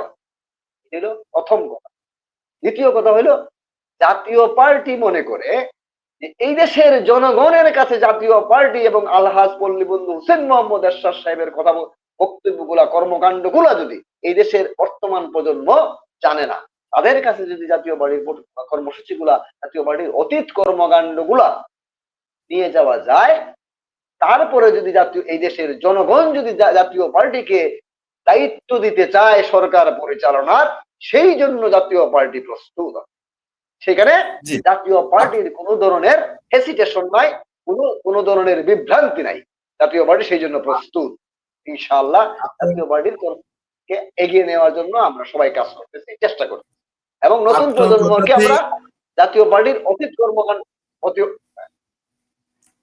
আপনার কথাতেই আপনাকে দুইটা প্রশ্ন রাখতে চাই। একটা হলো, রাষ্ট্র কি এই জি মুহূর্তে বলেন। লেভেল প্লেইং ফিল্ড তৈরি এই করতে পেরেছে? Number one. আর নাম্বার টু, প্রশ্নটা হলো, আপনি বলছেন জাতীয় পার্টির মূল লক্ষ্য রাষ্ট্র ক্ষমতায় যাওয়া নয়, তাহলে জি। জাতীয় পার্টির রাজনীতির মূল লক্ষ্যটা কি? আমি এই কথাটা আবার বলি, পরিষ্কার করে বলি, যে জাতীয় পার্টি ক্ষমতার যাওয়ার জন্য লালায়িত নয়, বা ক্ষমতার যাওয়ার জন্য মরিয়া হয়ে কাজ করে না। জাতীয় পার্টি তার নিজস্ব কর্মসূচি এবং অতীতের কর্মকাণ্ড, আলহাজ পল্লীবন্ধু হুসেন মোহাম্মদ এরশাদ সাহেবের যে অবদানই বাংলাদেশের রাজনীতিতে, আমি একটি কথাই বলতে চাই, আলহাজ পল্লীবন্ধু হুসেন মোহাম্মদ এরশাদ হলেন এই দেশের উন্নয়নের পিতা, উন্নয়নের জনক, founder, father of the nation, developing father of the nation. উনি এই দেশের উন্নয়নের পিতা। উনার কর্মকাণ্ডগুলো এই দেশের এখন যারা 30-35 বছর, 40 বছর বা 50 বছরের, 40 বছরের বয়স্ক যারা লোক জাতীয় পার্টির কর্মকাণ্ড সম্পর্কে জানে না, এরশাদ সাহেবের কর্মকাণ্ড সম্পর্কে জানে না, তাদেরকে জানতে দেওয়া হইতেছে না। আমরা সেই কাজটা করার চেষ্টা করতেছি, যে জাতীয় পার্টি যে দেশ পরিচালনা করেছে সেই কাজগুলা, এরশাদ সাহেবের কাজগুলো আমরা, এবং কি কি কাজগুলা করেছে একদম উপজেলা প্রশাসন সহ বিচার বিভাগ, এই কি বলে সুপ্রিম কোর্টের বিচার বিভাগ পর্যন্ত মানুষের দূরগুড়ায় পৌঁছে দেওয়ার জন্য জাতীয় পার্টি চেষ্টা করেছে এবং করেছিল, জি, এবং যতটুকু কাজ করার চেষ্টা করেছে সেই কাজগুলো আমরা মানুষের কাছে সামনে পৌঁছে দেওয়ার চেষ্টা করতেছি। এইখানেই প্রশ্ন হইল যে আমরা ক্ষমতার জন্য নয়, জাতীয় এই দেশের জনগণ যদি জাতীয় পার্টিকে জাতীয় পার্টি মনে করে, যে দেশের জনগণ যদি মনে করে জাতীয় পার্টিকে যদি রাষ্ট্র পরিচালনার বা সরকার পরিচালনার দায়িত্ব দিতে জনগণ মনে করে দেয়, জাতীয় পার্টি রাষ্ট্র পরিচালনার জন্য প্রস্তুত আছে, এবং সেই জনবল, সেই বিচক্ষণ ব্যক্তিবর্গ জাতীয় পার্টির মধ্যে আছে, এবং আমরা এখন আপনি প্রস্তুত। বলছেন যে বর্তমানে এখানে আমাদের 40-45 কোনো বয়সে, আপত্তি নাই, সমস্যা। আপনি বলছেন যে 40-45 বয়সের যে লোকজন হ্যাঁ, বর্তমান সমাজে এবং হ্যাঁ, জেনজি যারা নতুন জি, ভোটার বা বিগত জি, সময় ভোটার হয়েছে বা হবে, হ্যাঁ, তাদেরকে জাতীয় পার্টির যে হ্যাঁ, এই 9 বছরের শাসনামলের যে উন্নয়নের যে এই চিত্রগুলা কাজগুলা, উন্নয়নের যে বর্তমানে কর্মকাণ্ড চিত্রগুলো, বর্তমানে হ্যাঁ। বিজ্ঞজনরা সেটা নিয়ে আবার নতুন করে ভাবতেছে। এই জিনিসগুলো আপনি এই এই 40 মানে 40 বছর থেকে এখন 18 বছর, মানে এই বয়সের লোকদেরকে আপনি জানাতে পারছেন না, তাহলে কি আপনার ভোটের রাজনীতিতে হেরে গেলেন না? যদি বাংলাদেশে ভোটের রাজনীতিতেই মানে না, অবশ্যই, সরকার গঠন হয়, আপনি কি পিছিয়ে যাচ্ছেন না? না, অবশ্যই আমরা আমরা আমরা জানানোর সর্বোচ্চ চেষ্টা করতেছি। আমরা জানানোর সর্বোচ্চ চেষ্টা করতেছি। আমরা যে বিভিন্ন মাধ্যমে, আমরা বিভিন্ন মাধ্যমে জানানোর চেষ্টা করতেছি। যেমন আমার এই বক্তব্যগুলা আপনার মাধ্যমে, ওই আপনি আপনার একটি ওই যে কথা, আপনার মাধ্যমে আবারও অসংখ্য ধন্যবাদ। আপনার মাধ্যমে আমি এই সুযোগটা পাইতেছি জানানোর জন্য।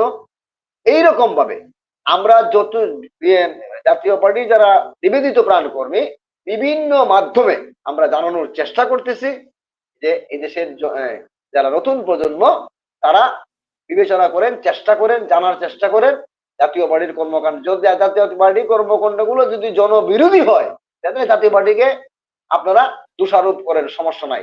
কিন্তু জাতীয় পার্টির কর্মসূচি গুলা, কর্মকাণ্ড গুলা, অতীতের কর্মকাণ্ড গুলা যদি অবশ্যই জনকল্যাণমুখী হয়, তাইলে কেন জাতীয় পার্টির সঙ্গে আপনারা ভুল বুঝতেছেন?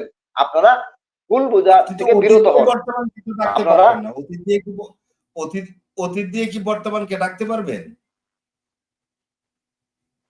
হ্যাঁ, অতীতের অবশ্যই অতীত কর্মকাণ্ড দিয়ে দিয়ে কি বর্তমান বিবেচনা বর্তমানকে করবেন ডাকতে না। পারবেন? হ্যাঁ? আমরা মানুষ আপনার মূল্যায়নটা কি হবে? আপনার একজন মানুষের বা প্রতিটা কাজের মূল্যায়নটা কি? অতীতের কাজ দিয়েই তো মানুষ বর্তমানের মূল্যায়ন করে এবং ভবিষ্যতের দায়িত্ব দেয়। অতীত এবং আপনার ভোটটা কিসের জন্য বর্তমান দিবে? দুটোর সংমিশ্রণেই তো তৈরি হয় একটা একটা মানুষের প্রতি মূল্যায়ন। শুধু বিচার অতীত দিয়ে যদি বিচার বিশ্লেষণ করতে যাই, তখন তো আপনার এই বর্তমান কি অজানা থেকে গেল না? না, না, এই বর্তমান তো আমি সামনেই আছি। বর্তমান আমাদের কর্মকাণ্ড তো সামনেই দেখতেছেন। এখন বর্তমানের কাজটা তো আমার সামনেই দেখতেছেন। কিন্তু অতীতের কাজটাও তো আপনার জানেন না, আপনি জানতে হবে না। কিন্তু অতীতের কাজ এবং বর্তমানে নিকটবর্তী আমি সামনে আছি, অতীতের আমার কারণে, কাজগুলো আপনি করেন। জি, নিকটতম অতীতের কারণে, প্রশ্নটা একটু লক্ষ্য জি। করেন, নিকটতম অতীতের কারণে হ্যাঁ, হ্যাঁ, কিন্তু বলেন। আপনি গতকালকা আপনাদের একটা প্রোগ্রাম ছিল সম্ভবত কেরানীগঞ্জ, জি, সেই প্রোগ্রামেও কোনো না কোনো রকম আপনার এক ধরনের মবের শিকার হয়েছে কেন? হ্যাঁ। এই কথাটা ঠিক বলতেছি। এই যারা মবগুলা যারা করতেছে, তারা তো কারো না কারো দ্বারা বায়াসড হয়ে করতেছে। তারা নিজেরা আমাদের সম্পর্কে, জাতীয় পার্টির সম্পর্কে জানে না।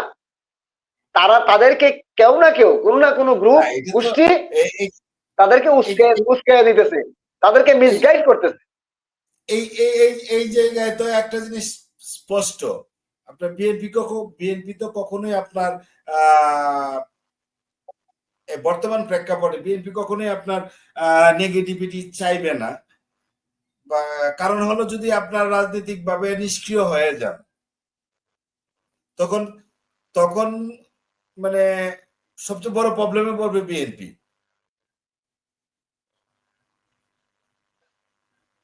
এখন বিএনপি আর আমি জামাত কাউকে আলাদাভাবে বলতে চাইতেছি না। আমি বলতেছি যে এই দেশের যারা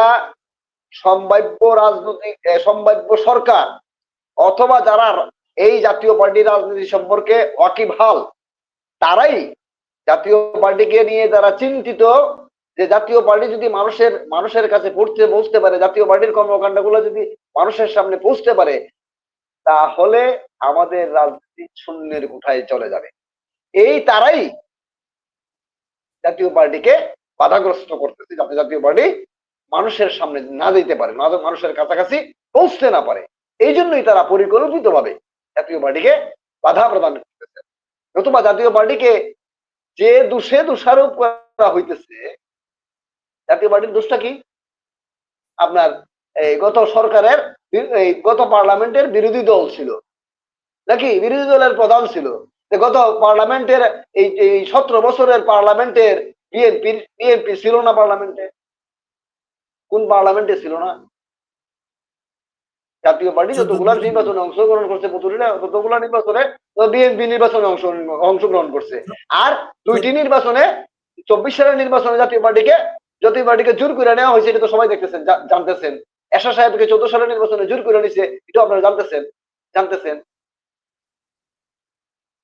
এবং আরেকটি জিনিস দেখেন, এই কি বলে, এই 5ই আগস্টের আগে কিছুদিন আগে 5ই আগস্টের কিছুদিন আগে সুপ্রিম কোর্ট বারে নির্বাচন হয়েছে। সেই নির্বাচনে সুপ্রিম কোর্ট বারটা তো হইলো বাংলাদেশের পার্লামেন্টের ছিল সেকেন্ড পার্লামেন্ট। সুপ্রিম কোর্ট বারটা কিন্তু বাংলাদেশের সেকেন্ড পার্লামেন্ট, পার্লামেন্টের চেয়ে কম গুরুত্বপূর্ণ নয়। কারণ এই সুপ্রিম কোর্ট বাইরের আইনজীবীরাই সারা বাংলাদেশের সব দলের নেতৃত্ব দিয়ে থাকেন। এই সুপ্রিম কোর্ট বারের এই নির্বাচনে 5 তারিখের কিছুদিন আগেও তো বিএনপি নির্বাচিত এবং আওয়ামী লীগের সাথে জোট করে নির্বাচন করছে, তারা আঘাত করে নির্বাচন করছে।